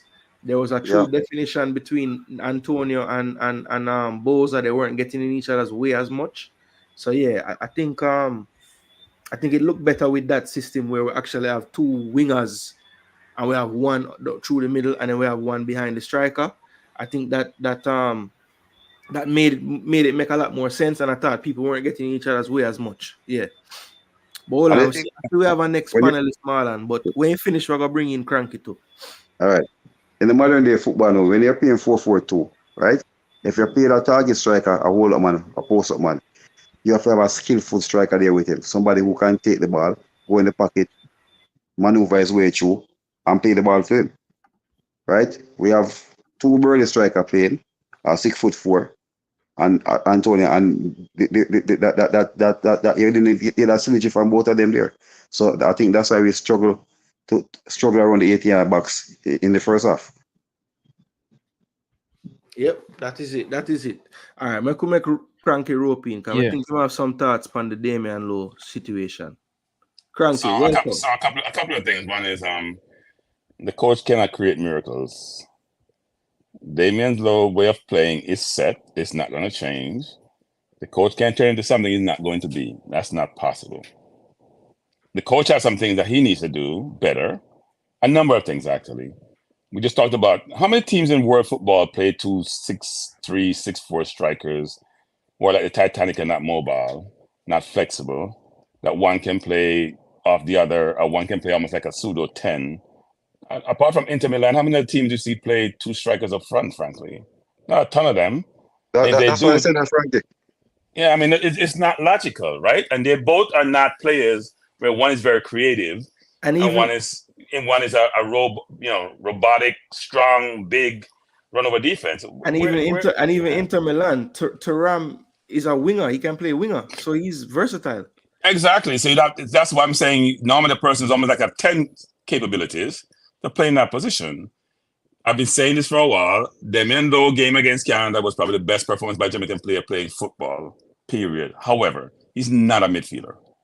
And the more he plays, because when I went to watch him in Texas, play 2 games, the more he plays, the more you see him, the more you realize he's not a midfielder. Midfielder's job is not just to defend. They have 4 key responsibilities. He only executes 1.5 of them really well. So there's 2.5 that he doesn't do well, which then means you're creating a deficit. So that doesn't work. And part of my frustration watching the coach is, I understand the politics of football. I understand the difficulty he faced in making certain decisions, to drop Lowe, to drop Nichols, or to drop Antonio. To me, I was saying this on my stream, Antonio should be taken off at halftime. Antonio was a deficit, not a positive to me in the game, for most of the game. Didn't play well. Release. Second half, he became a pressure release for the Yeah, but he was poor first half. He had a throw-in, which was a bad throw-in, cost pressure. He gave away another ball, which almost cost a goal. He was not a net positive. And I understand the reputation and pedigree of the player, but if he's not playing well, if he's poor, and you have options. When Dixie came in the game, you could see a big difference. Yeah, I was huge difference. I was very surprised that he played the full 90 minutes, especially, at his age and not playing for like 3-4 weeks since his last game. I was almost shocked, really, that he played the whole game. Well, I know he hasn't played a ton this season because he's been injured for quite a while, but he didn't play well enough to deserve 90 minutes. And I've been hearing from MG and other people how well Dixie's playing in training or in practices. I thought he would have got more than 10 minutes. I thought when it came on, it was a fresh pair of legs. We needed somebody to run off Cephas, how we was playing. That was not happening with Nicholson and Antonio. We're playing bully ball against a team that is ranked 150 in the world and is outplaying us in the midfield. We keep talking about 4-4-2. When you play with two outside players, it's not a true 4-4-2, you know. Sometimes in the game we're playing 4-2-4 or we're playing 4-3-3. It's not always 4-4-2 we're playing. Yeah, I think that's why the midfield is open sometimes. Yeah, I think if we're being honest, even the way Reed played the position, even though in defending we looked like a 4-4-2, it really was more like almost like a 4-1-3-2 at times. No, there's no formation, Gooner. There's no formation you can use to classify it. No, it's not, because you have two forwards up front, right? Yeah. You have two wingers in hybrid position, and you have the two midfielders then. So what do you call that formation? I have no idea. 4-2-2-2. The first half, there were no function. The second half, they came out in 4-2-3-1 when Kira came on. So Antonio was playing as an attacking midfielder. But when Kira come on, you can see the difference of how a midfielder who's been trained to play midfield, who will learn the position, how they play, right? This is not where, if you look at how football has evolved over time, there's some players who've been converted and they do it really well. Joe Linton and Iwobi are two players you can point to who were forward-playing players, couldn't score goals, had to put them someplace else. And the way they got the position wasn't by design, it was by happen chance. The players get on, every time went out to 10 men, Newcastle went out to 10 men, the coach threw them in, they played well, they keep them there. So it shows you that an offensive player can transition to midfield and play in an 8 or a 10, but it's not happening with Lowe from centre-back. Lowe's position is right centre-back, that's it. Now, if you need an emergency to create havoc, like against Canada when you've been destroyed, maybe you do something different. But he's not a 6, and he's not an 8, and he's not any other position on the field but a right back, right center back. And if you put him someplace else, it's going to put pressure on your team. You need to progress the ball. I was so frustrated watching the game today, and I'm going to stop talking a little bit, whereby we can't move the ball against a team ranked 150th in the world. Like, are you for real? With Premier League players and Championship players on the team, and we can't move the ball? They moved the ball better than we were. Yeah, cranky. Listen when them tell you don't pre the rankings. Watch them play a game. Them can pass the ball. That's literally the only thing they can do. Peru was 50% with them in a game. 50-50. Yeah, but Gooner, here's the thing I said. When we play against the better teams, I understand having less possession. That's understandable. That's how football is naturally, right? When you're playing against supposedly a lesser team, those are the pedigree you have, which we showed in the Gold Cup, frankly, against the Leicester team. And we're playing at home, we should be struggling to move the ball up the field. And it's because we don't have the midfielders who can go get the ball off their defense and move the ball between the lines. We struggle. So I left the game very disappointed, actually. I want to challenge Cranky. Jason. I want to challenge Cranky. I believe that right now, as we speak, we don't have a midfielder who can break up tackles, right? And Damian Lowe fit that script. If you look back at the games that Damian Lowe played in the midfield, he was the one that really, stood there and stopped some play from other teams from scoring on us or break the lines, right? Not saying that we can't find better players in the future, but at this peak now, I think as a coach looking on it, I think Al Grimsey can fix it by putting somebody who can progress the ball. All I'm have to tell Damian Lowe is just relax, play the ball to the person. He's gonna always be there. Like a Ravel Morris would fix that issue right now. Take the ball off of Damian Lowe, and the problem fixed. Him just do the dirty work, and Ravel do the passing and go. Yeah, those capabilities of Lowe need a midfield are unseen. Hold on. Yeah, go. DJ makes it very difficult to progress the ball as well because all of his control was towards the goal, back to him goal. Every ball him control and go back way. He have space and him still go back way. Yeah? Him have space and him still go back to him goal. DJ.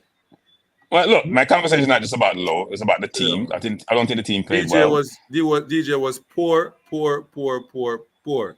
We understand. And everybody know. Even Grimsey know that he just looked flat today. He looked flat, like he was a little tired. Everybody understand that Damian Lowe is a converted player. We have some more panelists. What giant? Let me drop it. I'm about to drop our record. All right, cool. Just real quick, I just want to say something.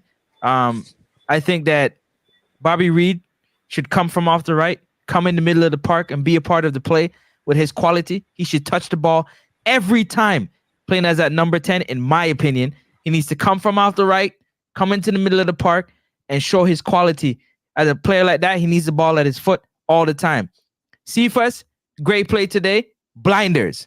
He got blinders on. He got to learn to use his teammates. Blinders. When he gets the ball, defenders know goal is all he's looking at, and that's it, in my opinion. Outside of the one pass, Shamar Nicholson. And Dixon, he needs to be on the wing. He needs space to be explosive. That's all I got to say. Rate all those players. Yeah, can I just respond to that? Cephas was by far our best player. And yes, he got to make better decisions. He got 2 penalties today. He only got 1 of them. So his only play wasn't the pass to Nicholson. He was the only outlet. No, but not Bobby Reed. Cephas was the only outlet. But my point was he's not using his team. Doesn't matter how good he was if you're not using your team. It's a what team are you talking about? He created 3 chances for goals, like 4, for example. And how what do you mean goals with matches? He only passed 1 time to Shamar Nicholson. That's it. He got to pass the ball. So panelists, did he get 2 penalties? Pass the ball. Did he get 2 penalties? Pass the ball. You're not listening. Shouting's not helping you. Did he get 2 penalties? You have answered the question. Answer the question. Answer the question. No. So if we score 2 goals, we have 3 goals, right? We have 3 goals, correct? Would we have 3 goals? Would we have 3 goals? No. Reason with some logic. I am. I'm telling you. But you're not. I just told you. No, we agree the players' decision making. We agree the players' decision making need to be improved. But tell me where the outlet was apart from Cephas today. What do you mean? Shamar Nicholson was there. Robbie Reed was running on the red side. That's why I'm asking him to pass the ball. No, I'm telling him to pass the ball to nobody. I just showed you who's standing inside the 18-yard line. Why are you shouting? Why are you shouting? I'm not shouting. My mic is very clear. I spent a lot of money for it. I'm not shouting. You're shouting. No, my mic is very clear. I'm telling you. Take time. Just read. I'm out. Gooner, thanks for having me. No, I'm leaving. You're good. And it's not supposed to be that. No. We don't want to get flustered when I was leaving anyways, but please, I just want to add. I want to ask you a question. Nobody go ahead. Pass the ball to who and when? I just said pass the ball to the players that are in the middle of the. Okay, I'll let you finish. Sorry, I didn't hear you. Which one of the plays? Which one of the scenarios? All of the scenarios that he got 1v1 and attacked down the left side, apart from the penalty, because he got his foot kicked away, clearly, and the one he passed to Shamar. Every other play, he needs to turn the ball back. He tried once to fake, and take a shot. Instead of passing it, it hit the defender. Many plays he had like that where he beat 1v1, he didn't pass the ball. He has to move the ball. When you beat a defender and another one comes, somebody's open. All right. All right. Auntie, hold on, Mr. Cuz. All right. I was right behind, but was right in line with the goal, right? In the second half. Apart from the one that he broke away through the middle, which he should have gifted the Shane Beckford to score. Right? There's another one that he came in the box. He's literally looking for the player to arrive at the edge of the 18-yard box. Right? He stepped over the ball 2 times, waiting for the player to arrive. That's the one, and then he decided to dribble to come across, and it was blocked. So there wasn't a lot of outlet for him to pass the ball when he go in the box. So he's just gonna take on it, lose the ball, kick it out of bounds, they turn it over. So you're okay with that than him trying to find a teammate? No, but Francis, I said those are the 2 incidents. Then he had passed. The one that the keeper saved, I said he should have passed the ball to the Shane Beckford. Because from the first step over, when you turn the player and you do the second one again, right? That's where the keeper get to advance. If you had passed it to the Shane Beckford, it's a 1-on-1. The one that he passed roll on the edge of the 18 to Kira Anderson, where the defender came and threw it away. That one he should have gone straight. But I think two things he need to work on. Finishing is one, and decision making. When to go inside and when to take the player outside. Right. So when these players know you're dribbling, they're gonna take off your angle and only give you a certain angle. What does he do from there? That's what I'm saying. That's why I said he have to work on his decision making. His speed, lethal. So his speed is gonna take him down to where the goalie's cutting off the near side of the post, and he's gonna curl it around to the back post. I'm trying to understand what the logic is when he's not passing the ball. I'm just trying to understand. No. All right. So this how I'm gonna say. This how I'm gonna say. Him have a lot of things to work on in terms of in finishing. In finishing need to fix. Anyway, him that finish properly, he would not talk about passing the ball this evening. I'm telling you that. Anyway, he finish him chance him, you would not talk about pass the ball. Me, I would be, but yeah, that I would be because A lot of people would not talk. That's leave him alone. A lot of people in the comment section that say leave the ball alone. Anyway, scoring opportunity. No. All right, we're gonna bring in the rest of the panel. We're forwarding Dan, Shower Curtain Boss, and Premier 7.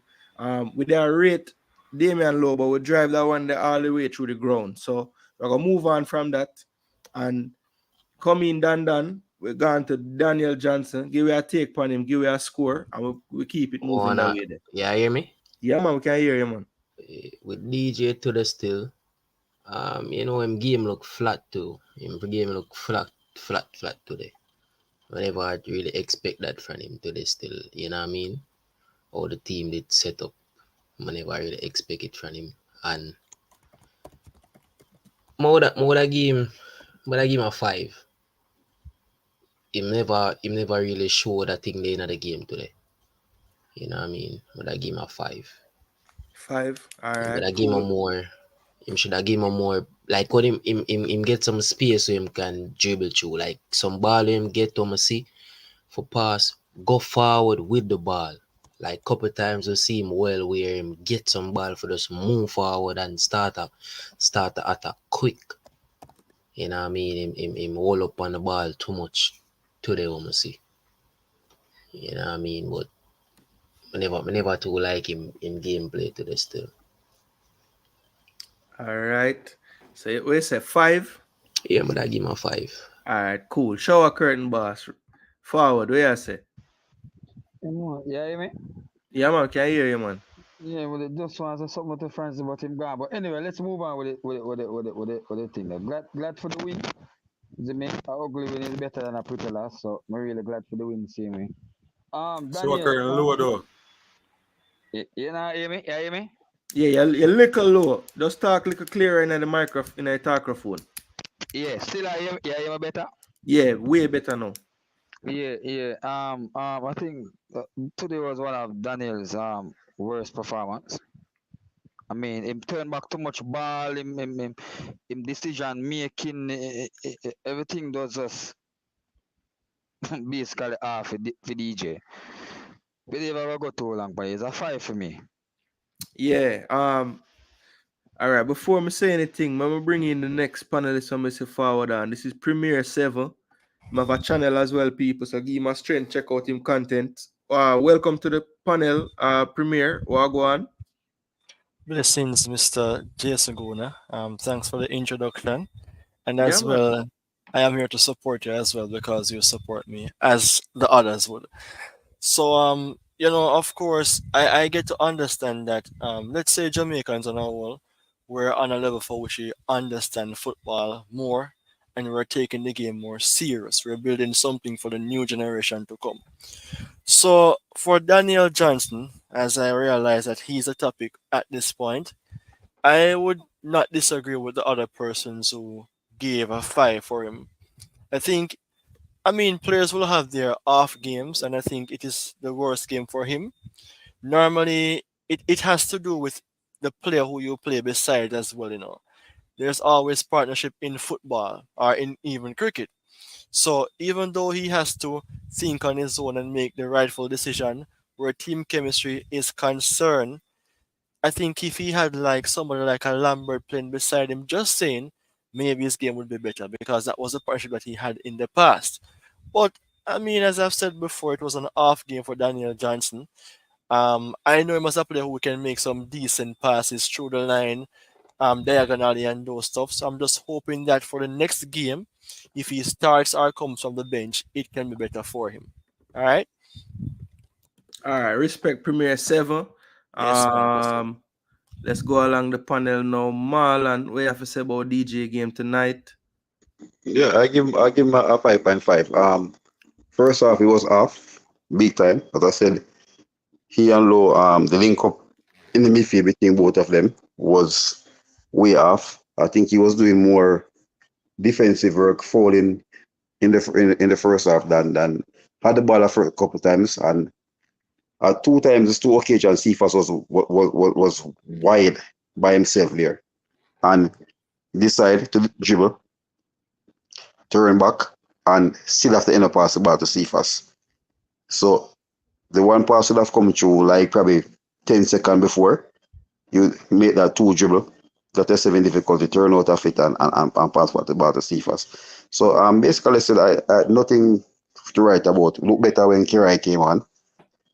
Right? As you could have seen that. And what person don't understand that, because when you're in the stadium and you're watching the game, right? They never try to press us with their front trainer.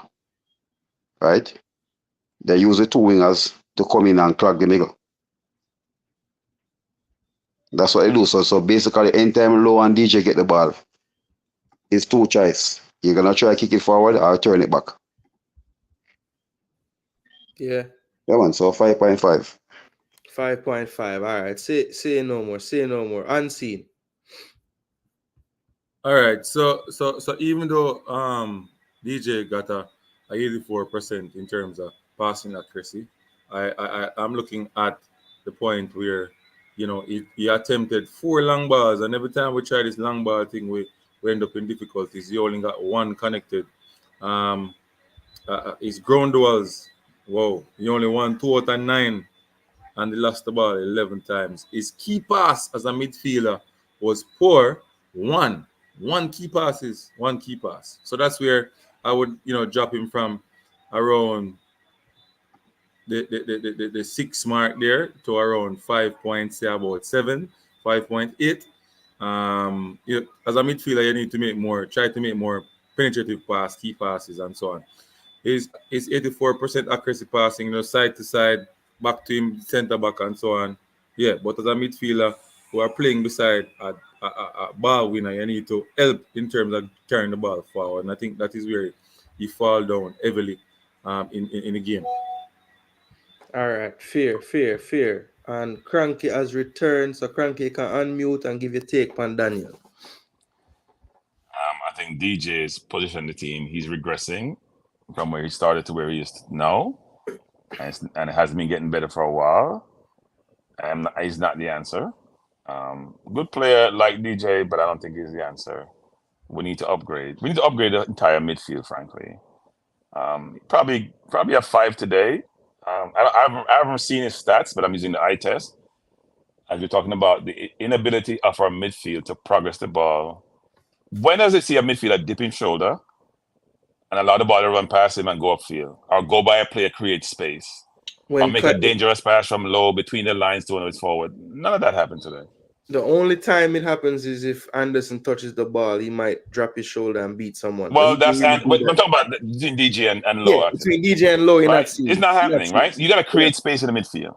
No. And I will say this though, because I was talking to some of the guys I had on my channel about this, which is we weren't creating enough space for the second and third passes to be made. Especially when the ball go to the right back or left back, where you know the sideline is also a defender, so you're challenged on the line. Mm-hmm. You have no pass. You got to dump it down, right? Nobody's coming and going deeper or slanting to give you an angle to get the ball.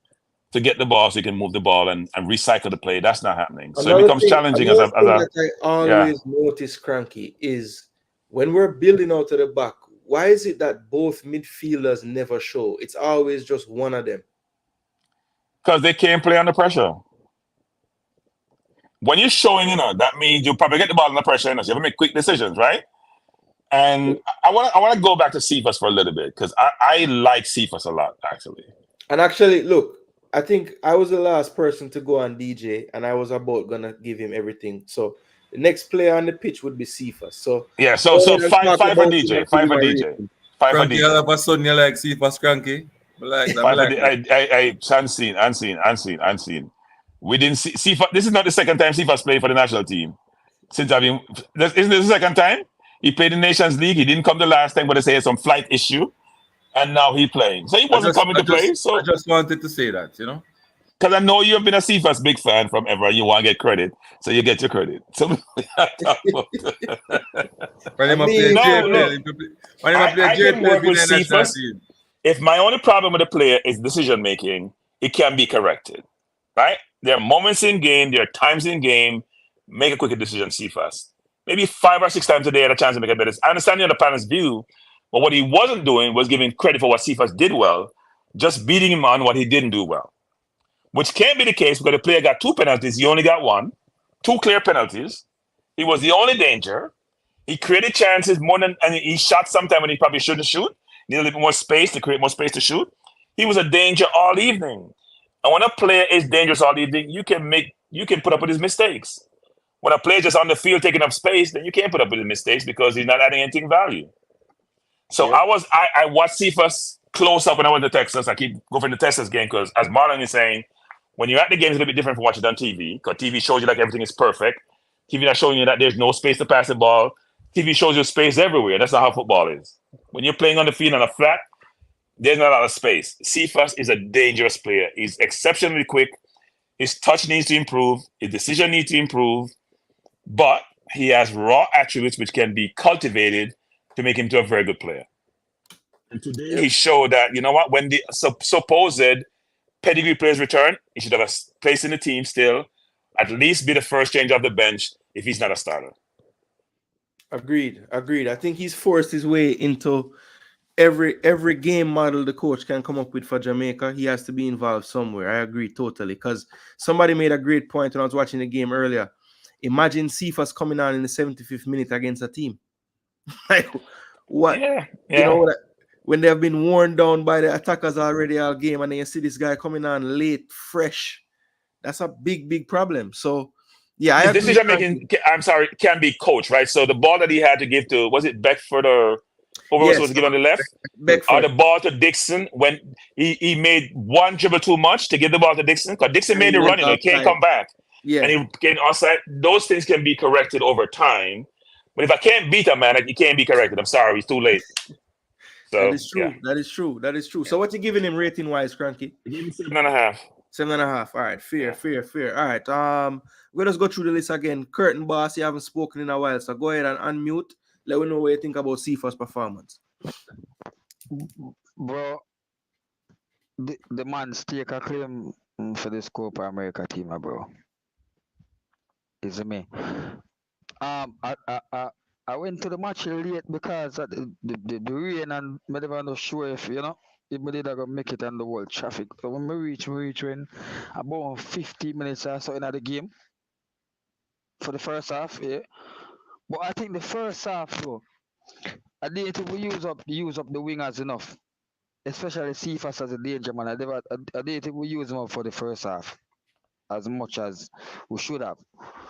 Well, I thought in the first half, Kurt, not to cut you, but I thought in the first half the coach made an adjustment after Cephas did it twice, where he had his number 14, one of the CDMs. Basically, as soon as Cephas started to go down the wing, he would just run, and there would be 2 of them right there. They wouldn't allow the number 4 Garcia to be one-on-one anymore. So they made a decent adjustment in that moment. The coach was literally on the line, even the second half, literally, and every time Cephas get the ball, he's calling the center back and calling. Wasn't even De La Cruz to come across. Yep. Yeah, but even at that point, Cephas was still the you could see that Cephas was still. I can't remember many times when I see even when Cephas get locked down, when I see Bobby Reed get the chance to really do not much damage from the right. You can count on one hand like the amount of times I say Bobby Reed when he play on the ring really get so no, but I think Cephas really, and I will tell you the truth, Cephas been selfish some of the times when him could have passed, him should have passed. But I think the game didn't need him see some of the danger man, and I think he took it on himself to go forward every time get it. I love that. Because for some parts when the midfielder them get the ball, them a pass it back around at the back, and the defender them too much passing, backwards passing, and slow in the play and bro, but not kind of like the selfishness of Cephas just take more while and bring it down upon them. Because Crooks, to be fair, so I think when Kira and Bobby start passing the ball and start drop back off, you realize that the midfielders were growing up there to them, and that's why there was Gregory and Gregory to Cephas. Good, That's why Cephas having those one-on-one duel. good. Yeah, and I think that change was supposed to be made earlier on, you know. Correct, brother. I don't know why the coach need to leg off for the ball shirt, brother. May I tell the coach need to leg off for the man shirt, brother. Brother, this youth is the most composed. Me see in a good while. The man composed. The man can dribble. If 3 man lock him, know him can pass him way through and move him way through. When I see the other midfielders, them do that yet. Not even power, when I see do it. The youth shows him as a But, natural central midfielder, bro. but that's where he plays. So he might go comfortable there. When you put a person who not play there, you put KC Palmer there, all the skills that KC Palmer have. He know used to take the ball in the center circle when him are the man who know have advance the ball or turn it back. He used to get the ball over the half line to go towards goal. Yeah, but may I say why the coach should use the man? Cause the man obviously can play, brother. The man can get himself out of some tight spots, brother. Where at them players we really want, especially for that formation where the coach should play. But I mean, see, for me, I forgot to as I say, I like the selfishness at some point. Man, I like because it was needed due to somebody. I mean, Carrick can make a big difference. And when Bobby dropped deep, and then for a few times, I think the second half when we dropped into the I think when Antonio dropped a bit deeper. Yeah. Yeah, we looked really good moving the ball around. But these two posting striker, bro, I don't know if it not work with that team where I mean, you know, we ranked above them, bro. I don't know. But for me, I like Cephas get a 8.5 for me. All right, fear. All right, next down the line, Dan. Make you know what Up, Cephas. bro. Cephas, bro. I've been talk about this youth from a long time. Dan, me never forget, you know, a right wing back you want to put the dog, you know. No, that I would have set up the team today. Because I would have used Teva Gray today. Me that say, see him still would have enough time and space to go forward. Because I have, because almost the coach do the thing today. He might play the 4-4-2. And when we kick out the ball, you see the 4 attackers them just line go cross like them a giant lunch line. Brother, you overload one side pan the field, bro. You can't do that, brother. And 2 midfielder in the midfield. Brother, and I saw you when you play kick out ball game. You overload one side of the field. Me not see none of that. Every time them a kick out the ball, I just kick out 4-man line off, go cross the field. No, bro. You overload one side. When you kick it, you win the ball him. And a man can you win. You say if load him or DJ win by the ball line midfield, one quick switch. You play the side, you want to see Cephas always free. You get what I say? So one quick switch him get it. The coach him now no tactics, bro. This are a thing the time where I realize Grimso is not an attacking coach. Cause Cephas could have been more dangerous today. In the game, them if you may have quick thinking for draw out the man them and make Cephas be free. Draw out the man them and make them press them and then beat them press and make Cephas free. The coach no do none of that today, bro. As Cephas create most of the thing them himself and run. The coach no really do nothing tactical, bro. You get what I say? It's like would I say up to the players them play. I think Dan, to be fair, I think you're confusing no tactics with maybe not doing the right tactics because there were clear things he was trying to do. I just feel like sometimes maybe the people that he was trying to make do certain things, it never made the most sense. But it's not like he wasn't doing things to change and affect the game. You saw the system change. You saw him go to more of a double pivot instead of one. So you saw him change things. I just think that maybe at times the personnel where him try to make the certain things, it never made the most sense. So I think there's a difference, Dan. I'm not gonna say him now no tactics. He was trying things, but the things that he was trying wasn't really coming off the best. Yeah, trying things in what sense? Like, all right, for example, there was a clear situation in the first half where there was only a single pivot, whether it was Damian Lowe or it was Daniel Johnson. In the second half, you saw that change to both of them kind of coming to collect and being able to progress the ball. So that was a change in itself. Then later in the second half, you saw him not playing two strikers as much as a one central striker, with one of them dropping into the more of a 10 false nine type of space, central attacking midfielder space. So there were tweaks and things that he did in the game that we saw, and certain ones of them worked, like the one where it wasn't so much two strikers and it was more of a two winger with a central attacking midfielder and a forward. You saw the attack look a little bit more fluid. So there were things that he did. I think the argument is, did he do them at the right times, at opportune times, and did he start the team out with the best version of the team that could get us the best results? So that is what I am saying, Dan. You can't say there was no tactics. The better thing to say is you don't agree with where and how him apply his tactics. That's all me I said, Dan. Well, him never really used the play, bro. I'm telling you, if it wasn't for Cephas today, this game would have just be a flat game. I'm telling you, if it wasn't for Cephas But today, Dandan, the Cephas second half, in Dandan, the the second half chance is coming from both sides and through the middle. that is when Karai come on. When Yeah, Yeah. Karai come on in the game, and would it been a say, oh, this youth fear get him chances in the game. You know what I mean? So I don't, bro. I really don't know, bro. But the coach, I'm even with the selfish part of them say, "Yo, see if I'm selfish." I don't really think so. It's just in the training when these guys are at, like, when Algrim seen at the training with them, I don't think him a do enough. Like when the forward them a go cross, when them a go forward, and them a put in squares in the box them not do enough drills where them Yeah. a But them but a but, but Dandan, he don't get in the ball to square. The thing about it, I said, the ball that he shall give to the Bedford, the one that he held on to a little bit too long for Kaim Dixon. And there's one he was looking for the player to arrive on the 18-yard box, which he ended up cut back in on the left foot and cut it back on the right and kick it and something what's his name? Garcia block it. yeah.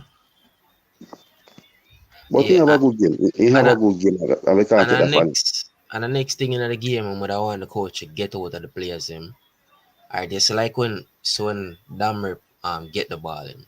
Like when them attack, cause not when them attack, them attack with them full team going forward. Some of the time we see the keeper hold on the ball where the keeper them can make some quick counters and damage the Dammer team. Wait, hold on the ball. I think the coach can work on that In where two time. In do it two time and in do it in a about 81st minute and in do in a 60 minute. Two time in do in a game. yeah, The but one in do in a 80 mul something, I have no problem with it. two time but Cephas and a Bedford are very free. multiple are all the team set up same now play the midfield. I want him to get the players them more alert for say yo quick counters. This like on some moments we need to think, remember we are a big team and the team around 150, bro. So I think the coach certain time of the game, brother, when him for kill the game, I think him for implement them thing there. So focus, team, focus. We need two more in a 5 minute right now. So when them make a attack, bro, cause me I look, me I watch a game, me I look on it and look on as a coach, bro. So when I see them thing there, me I say yo, if I some elite team, them would have move like them hungry for this. Damage them at that weak point there. You know what I mean? But I want to see that with the team. Play the certain fouls quicker. I not see that in the game, like when them get certain fouls, them not play the ball fast, them move slow up on the field. And I think the coach can implement that discipline within the team.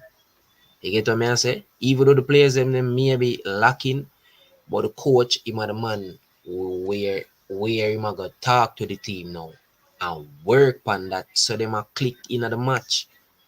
You get what I say? Some ball with them for those pass quick and move like a elite team. So Dan, the ratings for CFAS turning out one long Alright. epistle. So what rating you give the man? I give CFAS a 9 today, bro. All right. Telling you. All right. Cool. So Una talk about all right. Unseen try your baller from foundation. We're gonna make you talk last about CFAS, you know. Cause No, yours man, not might take take. long, man. A simple All score. right, go on. All right. So, CFAS, for me, I'll give him a 8 flat.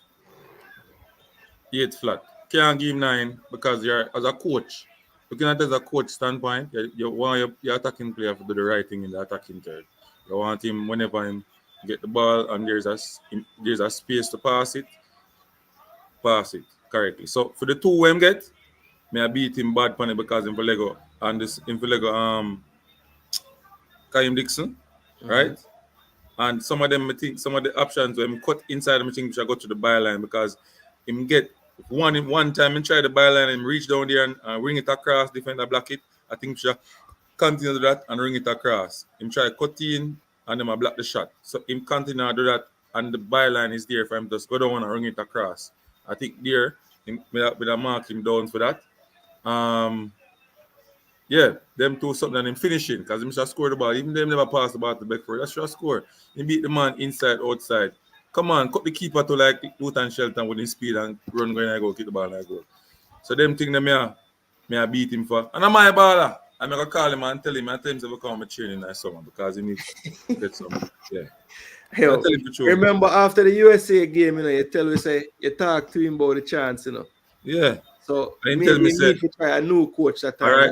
Well, I know. When I ask him, just for the record, when I ask him what go through his mind, and him, I say, boy, him never look up.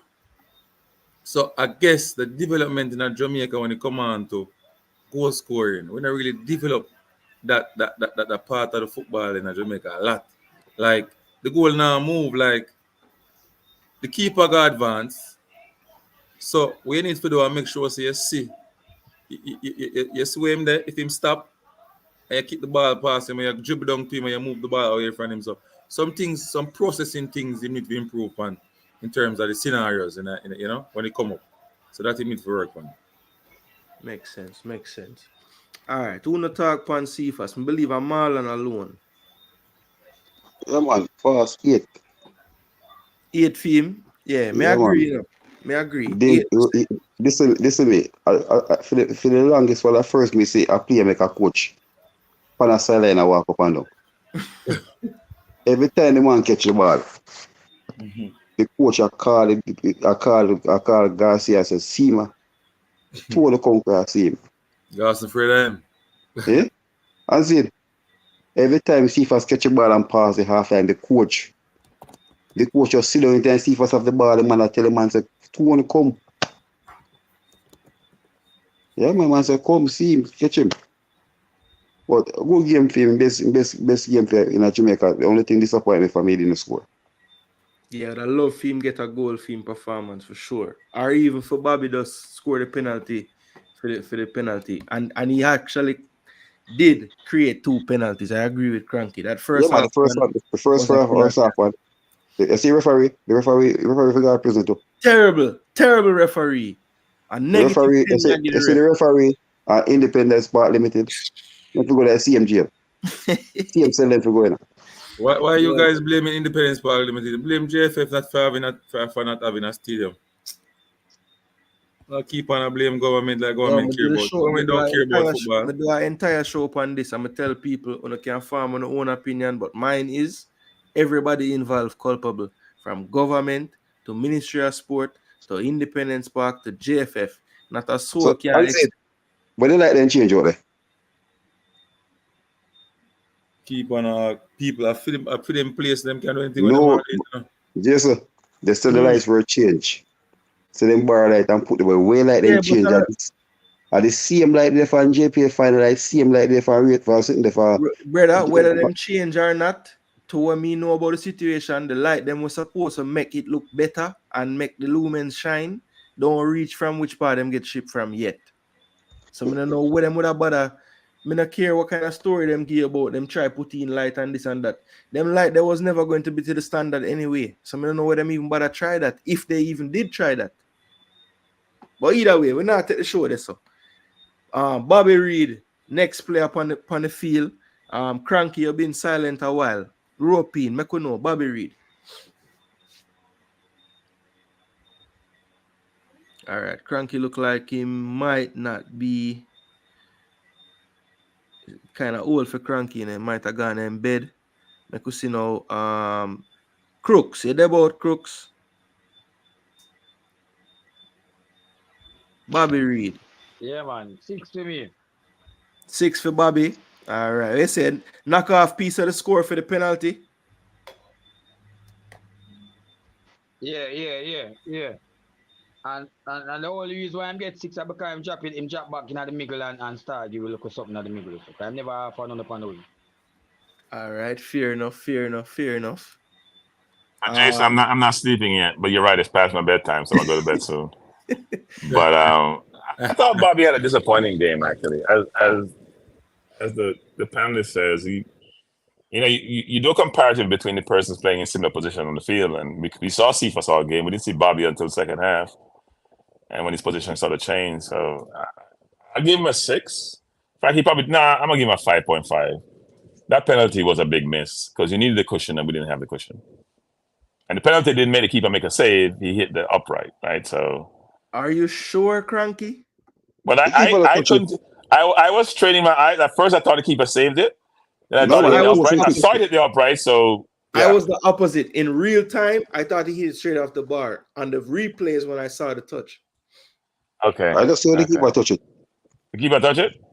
No, if him touch it, I thought the keeper moved early, by the way. It was very faint. I think what saved him, Cranky, he did the trick where that back leg is still on the line because he did move early, but that back leg was on the line when he dove. So I think he was right not to. I actually thought it wasn't, but maybe the video wasn't the greatest, to be honest. No, it really wasn't. But I thought the back leg and the front leg. I thought he tried to keep it on. I don't think he held it, but regardless, the penalty was a big miss. I saw the one leg hiding behind, but you're right. There was never really an angle from like above that you saw the goal line.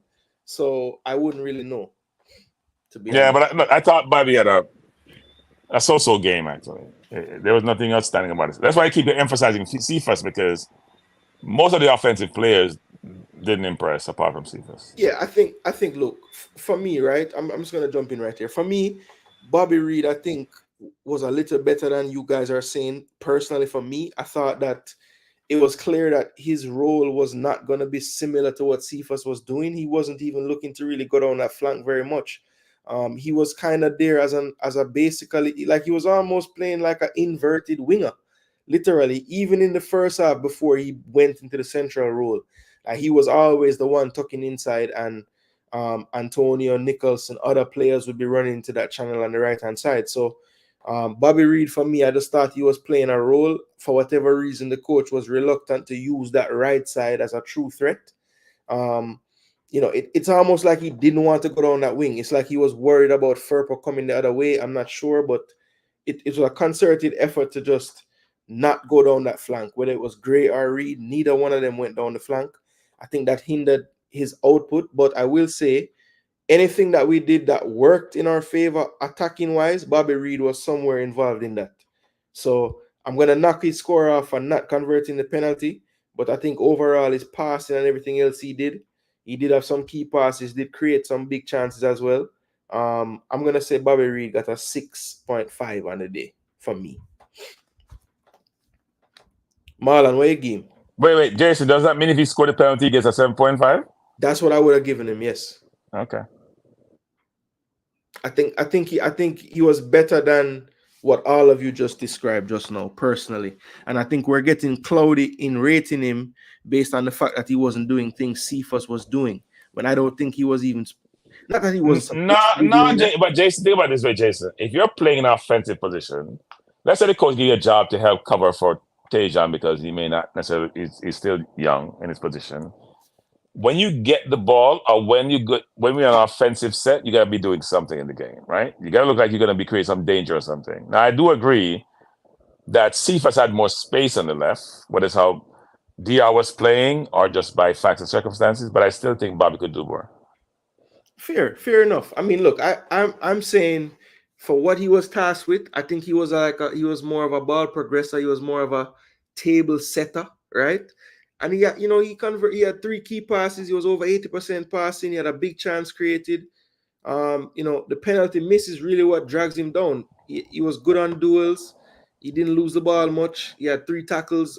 I mean, the face value stats look good, and I just feel like because there was a player on the pitch on the opposite flank, and we're looking at it like these two are kind of like our focal points going forward in terms of the wing. We're docking his score for not having the moments that Cephas had. When I just feel like the game wasn't really set up for him to have those moments. He was setting up the moment, So I feel like he should get the credit or some more for that. But I understand the logic as well in, Cephas was just more exciting. So, and that's why I also gave Cephas an 8. So there's a difference in score. So it's not like I'm saying they played the same.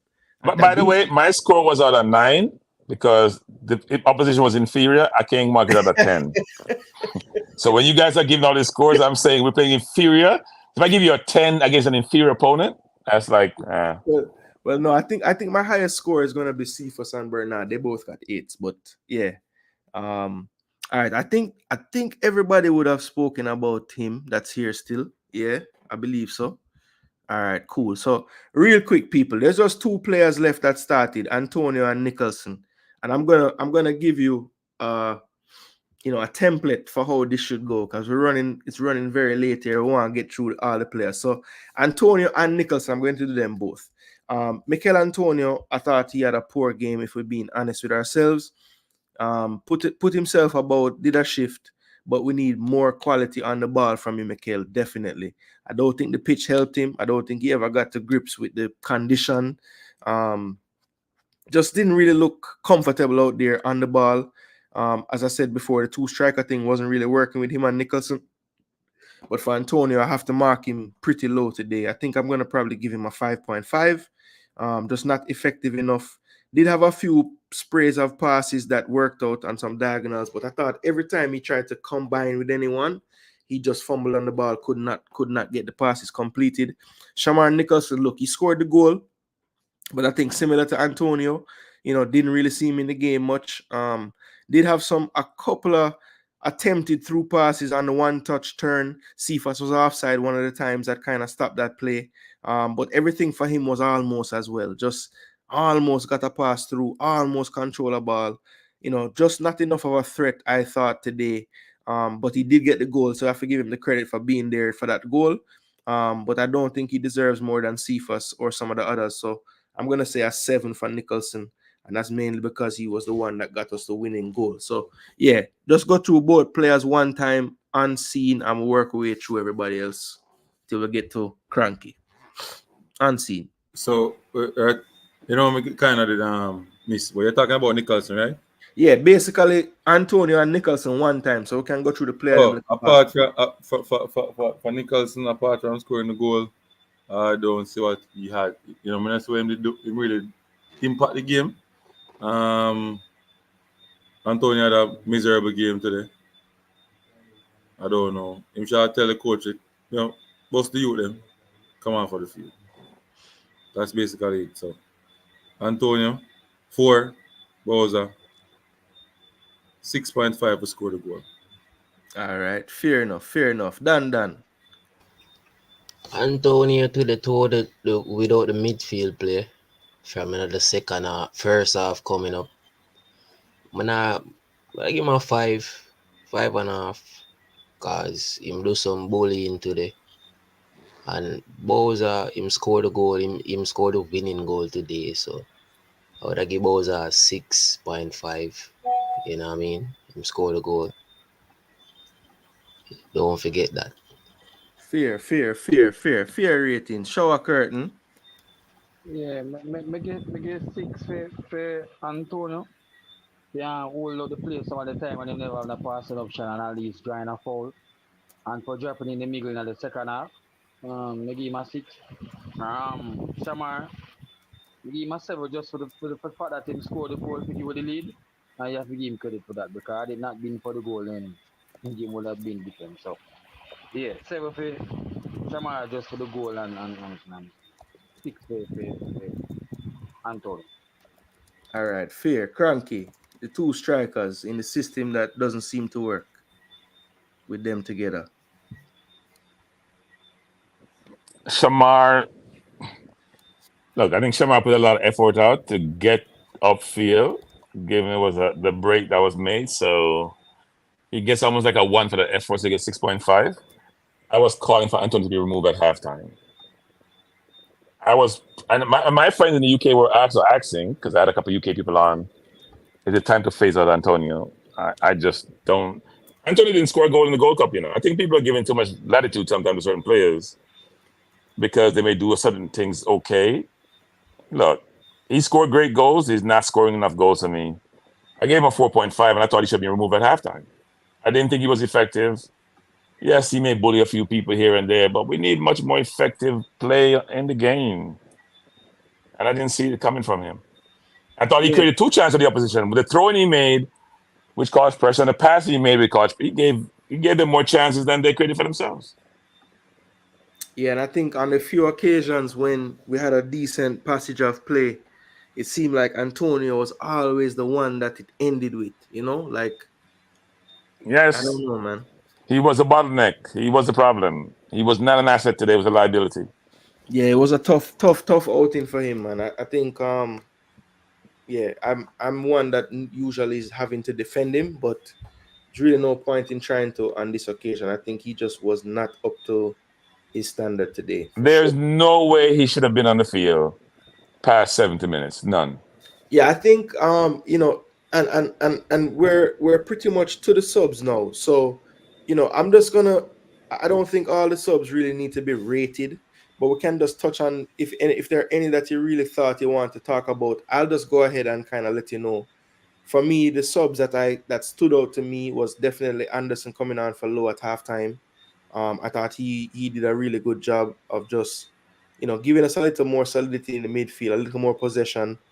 Things started to make a bit more sense in terms of the patterns of play when he was on the pitch. So really good performance from him. He's one that I think would be knocking down the coach's door for a start in Dominica. I thought Richard King as well was pretty solid. You know, did everything well that he did when he got on the pitch. So, you know, good display from him. Don't know if he forced his way to a start, but definitely the coach will know, okay, if I ever need to lean on him at any point, you know, I can somewhat trust him. He looked pretty assured, so I'll give him that. Beckford, the one thing stood out to me, didn't really get on the ball that much, but boy, does he look just as fast as Cephas when he's in full flight. I remember that diagonal got played to him on the right, and you know, the guy had like a 10-yard head start on him, and by the time he got to the ball, he was like 5 yards ahead of the guy. So definitely a lot of speed. Don't know if he's one that when everybody's around the team, is he still there? Not sure, but the coach definitely saw something in him from the friendly in Guatemala, and he definitely has a lot of speed as well. Kaheem Dixon, very busy when he came on for Boza. I was actually surprised he came on for Boza and not Antonio, but I think Boza was cramping at the time. But Kaheem Dixon, a live wire. I mean, even in the cameo in the USA game at the Nations League semis, you know, you could see that he really just knows how to put himself about. And I think the minute that he can, you know, maybe just get a little bit more strength in his game, I think he's really going to be one that's going to cause problems, even at this international level. And then Lambert, you know, really too short to talk about what he did in the midfield. But basically, overall, I thought the subs, you know, for the most part, actually made us play better. Mainly Karoy Anderson, and for the 8 minutes plus stoppage time Dixon got, I thought we looked a little bit better as well. But yeah, overall, you know, I think Karoy is the one that probably deserves a rating the most. So I would probably say I would give him actually a 7 for his performance in the second half. And if anybody wants to rate any other players that came off the bench, you can. But for me, he's the only one worth like actually rating because he had a full half. So yeah, Karoy Anderson, I would say, got a 7. And basically, people, I'm gonna let you go through the panel, and basically you can say your final thoughts as well with this last time you speak, and we're definitely going to close off because it's getting real late, people. So Yeah, man. come Let me just on. get off my thing, right, man. Go Yeah, my man. bed. Go on, Dan. Yeah, man. What I would I say with the team is just, I just said I want the coach just work on the counters, or we transition the ball, the quick counters them, and to play the ball more faster. Cause we have quick wingers, we have Cephas there, and the youth name Dishan, Beckford, quick enough. You know, the rest of our wingers them quick. So we need the wingers them in our place. So the two wing them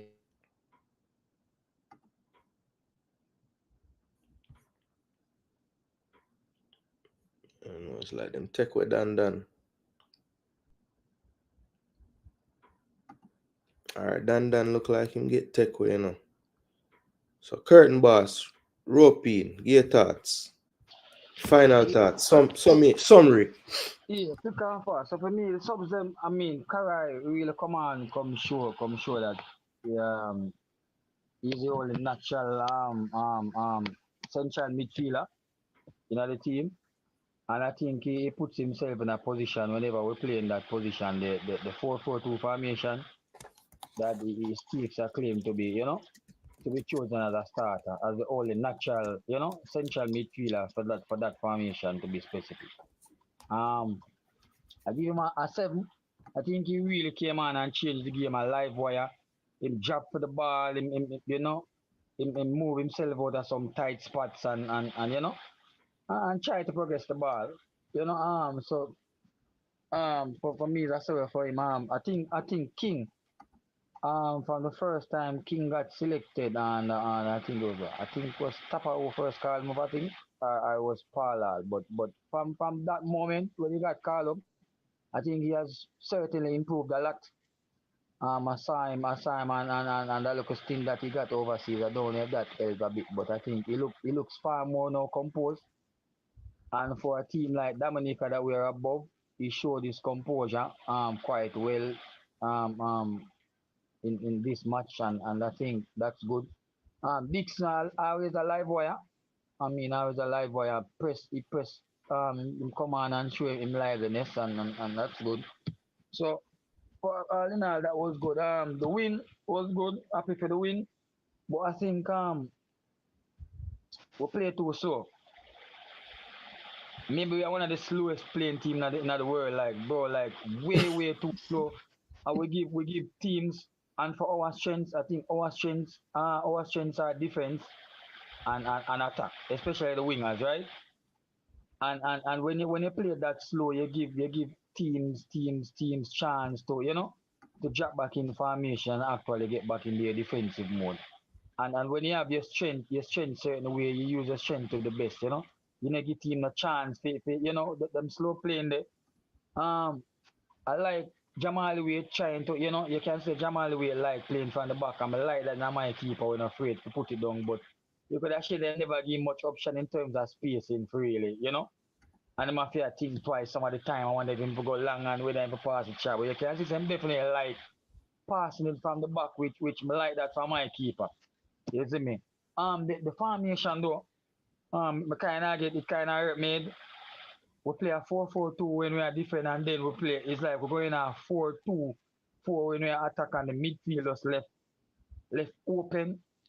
And I think when we lose that ball, whenever we kick that ball long and then the other team win it, the all 4 players up front will try drop part of it for that long kick there. When them lose it, it's like everything just barge down from the midfield and then the defenders get the whole of that pressure. They may not like the formation there. And I think with the too wide formation, whenever we have the ball, the team is so wide, bro, with no short passing can't even play.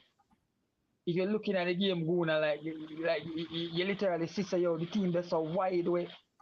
Bro, one of the time you wonder where the midfielders, if nobody now drop for the ball, the team they're so wide and everybody come like them static, no movement, no look up, drop deep and then cheat the defender, draw the defender and move back. No look up, none of that. It's like we just go wide and everybody just wait for the ball to just come to them like, bro, with the way back at time, bro, we are playing some archaic style of thing, brother. You know? And I think the coach need to just use up trusting the players them some more. I think he choose a set of players, bro, trusting them some more and give them some more time. But I think more persons who left on the bench, I'm have more for offer. And we just even move the ball faster, bro, and we counters them need to be better, bro. We're too slow. Way too slow, bro. And decision making, me still not see no pattern, bro. Me still see individual brilliance. Even a match like this with a team who is not pressing us, bro. When you can see a team a press, or you can say, oh, pass it long and then not try to kick it out and take our pressure. Dominica Republic didn't press us. Them give a whole heap of space and we still cannot move on the ball. Something is fundamentally wrong, bro. We still cannot move the ball. Something is wrong, bro. And Dominica move the ball so well with lesser players than us in terms of quality, bro. Something is wrong, brother. So that's just my input on it. We need to move the ball faster. Decision making, utilize formations to our strength. We are good defensive, our wingers and our attackers them good. So we need to use formations where bring out that strength there. And that's just my thing. All right, curtain boss. The last thing more I say. Me see Derek G asks a good question. Where did I get the coach rating? One, just tell me one number. Coach rating. 5. All right, 5. Fair enough. All right, either cranky or unseen. Just unmute, summarize the game, final takes, and coach rating. All right. So, first one I would say a win is a win. Let's go, lads. A win is a win. Whether it's ugly or it's pretty, a win is a win. Now, there's other thing to take away from this game on a coaching standpoint. One, at going forward, we can be much better if we are on point. Defensively, we need to move the ball a little bit faster in the back line rather than keep making those slow turns and passes back and back. And then we try to go forward and we kick the ball long. It's there, the space is there, the pass is there. We just need to play a little bit faster. We need midfielders who will come and pick that ball up. I can say that low turn came for the ball a lot and did not get it. You understand me? They did not get it. I think one of the issue with Bernard and Hector is that one of them needs to dribble in the midfield some of the time and make that pass that King did in the second half. You know, when he came on, get the ball, drive in the midfield, make that pass. And he made Greg Lee look good out wide there when he got the ball, you know, cutting back, getting the space in the midfield to pass it in the midfield, then Cephas is free and so on. We need that play from the center back to, you know, drive in the midfield when there's space and play that forward pass to either the striker, the wing back, or to the midfielder who is in the advanced position, or we can go forward with the ball. So those are some key takeaways. If I was Grimmy, I would write them down and start to work on them in my plan. So the evaluation would be, as I said before, focus on the front 3 or 4 that is going to be the attacking line. Try to get them to be more cohesive. Get the midfield, which is Damian Lowe, and whoever is going to play beside him to be more, you know, cohesive as well, and the back line to start to play a little faster going forward with the ball. So those are some of my takeaway. And the last thing I have to say, I want to know what the fans who don't like the JPL player, especially King, have to say about his performance right now. And see Sports have to say that. All right, big up Unseen. Cranky, final thoughts. If Unseen never talk about JPL player, you won't feel evening would be complete. The man going so good. I use all the license course words when I learn until him go the end and him head chip. Yeah, man, chip. No, look, look. Unseen said win is a win. I think what we're focused on is from what we're seeing and projecting out where we end up. That's all this is about, right? Which is we're looking to go to the World Cup. And when you do this projecting out, you know, can I see this team with the additional enhancement with the players who are out, getting to the World Cup ahead of the Costa Ricas and the Honduras and the Guatemalas and the Panamas? That's what you're projecting out. And based on today, that projection doesn't look good. Now, one could say, well, Trinidad drew yesterday at home against a more inferior Grenada side, so we should be happy. But if there was a more potency in the forward line for DR, we wouldn't be having this conversation. Because to me, they played better in terms of until they get to their final third and then they got lost. Right? They're playing the ball between the line. They're doing things that we should be doing, given the pedigree that we have, which is disappointing. In terms of individually, I'm very pleased that I can see potential in Cephas. I can see potential in K-Roy Anderson. I've always liked Greg Lee. But that was it for the team today in terms of players. I know people talk about King. I didn't see enough of King and being involved in enough plays to give him to judge him fairly, but that was it basically. If I look at the entire team, and I can't make an excuse about team being unfamiliar with each other because they've been together for a while now. True. This team has been together for a while. None of them started out from COVID period to now. The Antonios of the world and players like that. So even though we've supplemented them with the K-Roys of the world, Lemba Kisa didn't play. We know a lot of players didn't play, but we should be doing better against teams like this. Now, for the coach, I will admit I'm not the biggest Hal Grimson fan. Fair. I am about contemporary football. The 70s and the 80s are over. We have moved on. And if you can't guide look, you can't coach players in the international arena because you don't have enough time to do so. But at least you can set them up in a way to give them the best chance of success. They're not used to playing the way we're playing. Nobody plays 4-2 forwards anymore, apart from 1 or 2 teams. And they are built to play that way because that's how it is. That's their systems, what the coaches do. So I'm not sure why we're doing it. Football has moved on, and it's also moved on from certain coaches. Now, he's going to be here, so I got to get used to it, buy into it, whether I like it or not. But at least I hope he's smart enough to realize that he has to make some changes. And I also don't understand coaches, and this is something with Arteta, which is 95% of the fan is seeing something, the fans are saying this should happen, and you're doing something totally opposite, which makes no sense. Because then you're saying the fans don't know football. I know people like say, oh, you guys are our coaches. It's not that you're a coach, but you watch football enough to have some idea as to what good looks like. So K-Roy playing in the midfield is a no-brainer, given what we have. And he still going to bring him at a halftime because somebody got a yellow card to play. And that's frustrating for me. But Dominica will not be a difficult game. I don't care what they do, it won't be a difficult game. But that's not what we should focus on. When you're looking ahead to go to Copa America, you're saying, this team in Copa America, playing Venezuela, Ecuador, and Mexico, I'm sorry. It's going to be long days. We're not being enjoyed the football. They have to change. It's going to be better surfaces. I'm sure we're going to play more low-block football. But we also want to enjoy watching our team play. Yeah. And right now, I'm not enjoying the football. Yeah, fair enough, Cranky. Respect to all who joined the panel tonight for sure.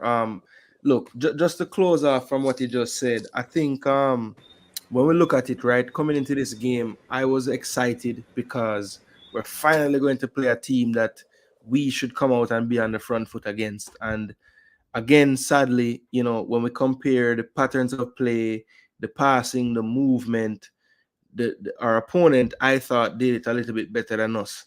Now, the problem for Domrep was I don't think they had the forwards or the attackers to really get by our physical defenders. We were too fast, too powerful in the challenges, and it didn't bear any fruit. But again, coming into this game, I was hoping to see a performance where there would be just a number of chances and an open game from Jamaica, but it never really came to fruition. And I think the problem now I have going forward is, I watched Guatemala play Dominica last night, and I know they had some issues getting to Guatemala, and it was away at Guatemala. But, surely in this game against Dominica, we'll have more ball possession, we'll create more chances, we'll score more goals. Because if we struggle in this one coming up, I don't think we can use, which I knew coming into this game, Domrep's ranking is worse than how they can possess the football. If we just take that one skill of a team to do, I knew due to their coach being from Spain, due to a lot of their players coming up in that Spanish system and that tiki-taka style of play, I knew that movement and getting open and creating space would be fine for them. They just don't have any strikers to go along with all that stuff. So, this next game, we should have more of the ball. We should be creating more opportunities. We shouldn't be, having to use one side and one wing and one player. We should be able to just, blitz this Dominica team. So, you know, I think the heat will be on. I think, you know, with the fan base knowing that they lost a game 6-0, yes, they're going to be, you know, trying to recover from that big beating. But I'm telling you, people, I watched them play. They're not very good. They're definitely one of the worst teams I've seen so far in these qualifiers. No disrespect to them, but there are levels to everything, and I don't think Dominica is at the required level. So, look, Sunday is gonna be a big one. Sad to say, people, I have too much things going on, so I won't be available to do a live stream. But of course, you know, content will be all over the place. Obviously, JD will do his stream. I'm sure Ryan will be streaming. MG, you know, all the people that were in Jamaica maybe didn't do a stream today. They can stream. Cranky, more than likely, we're doing a live stream as well. So, yeah, man, just give strength to anybody. Definitely, I will be probably popping out in the night time when I have some time. Probably do a similar show to this post-match show, player ratings, and all these things. And yeah, we'll go from there, people. But I just want to thank everyone that gave us strength to Jason Gooner TV today, from the panelists tonight, to, of course, to you know, all the subscribers that we gained today, all the people that tune in with us. 62 still in the building late night, or almost 2 in the morning with me there. So yeah, man, big up everybody. You don't know Reggae Boys all the time, but we had to come and do this breakdown, you know, calm down a little bit after the game, talk a bit more measured, see how everybody did. And yeah, man, at the end of the day, we're always going to support still because our team. But yeah, we want to improve, we want to get better. And I think these conversations, as long as we have them and don't disrespect each other, can always bear fruit. So bless up everybody. We'll give you a strength in the day. All the super chat them when we get to the big up on yourself. Respect for that. Yeah, man. Hopefully we'll gain some more subscribers in the late night. Yeah. But if not, people, you don't know we're gonna try on same way. Cause we love what we do. See? So big up. One Jamaica. Football. Yeah, man. World Cup. We on our way. We're on our way to the World Cup, people. Can't say here we come yet. But yeah, we're on our way. First step in the right direction. 3 points. Performance, you know, I'll accept it because it was a win. But come on, guys, we know we can do better. We have some people coming back from suspension: Dexter Lembekisa, Casey Palmer. So we'll see how they fit into this system. Will he tweak it? Will he go to the one striker? He said he's working on some things, likes it as a plan B. So let's see what the coach comes with on Sunday, people in Dominica.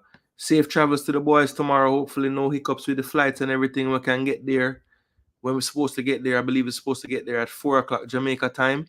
And then we see how training goes the day before the match. And definitely we'll be giving you updates as we find out, people. So, yeah, man, big up on yourself, people. Jason Gooner TV. Jason Gooner here. Want to say maximum respect to everybody. If you're watching on the replay, remember, like, share, subscribe. Yeah, man. When the show are done, you're gonna see the button, the big circle button. Just boop, click it, subscribe. Become a subscriber of the channel, man. Great content, great time, great vibes. Yeah, man. Big up all the people in the building. Stefan Wright, Fresh God, Determined, Everyday Living, Fana Minot, Travis Peso, Derek G, Cygnus Media, Unseen, big up for forwarding on, Cranky, Marlon, Curtain Boss, Dan, Premier 70 roping for your time, Tycoon, Ravel Morrison, Church Leader, yeah man, Tycoon, big up yourself, Float Management, Far Out Trucking, yeah man, anybody with it forwarding from earlier, my namesake, Barlett's TV, yeah man, Whittingham, MF, yeah man, big up, J Basco Gaming, big up, you know, Wells, big up as well. Yeah man, bless up to everyone in the building. I don't know, we're out of here, people. Get some sleep, you know. Big up Reggae Boy.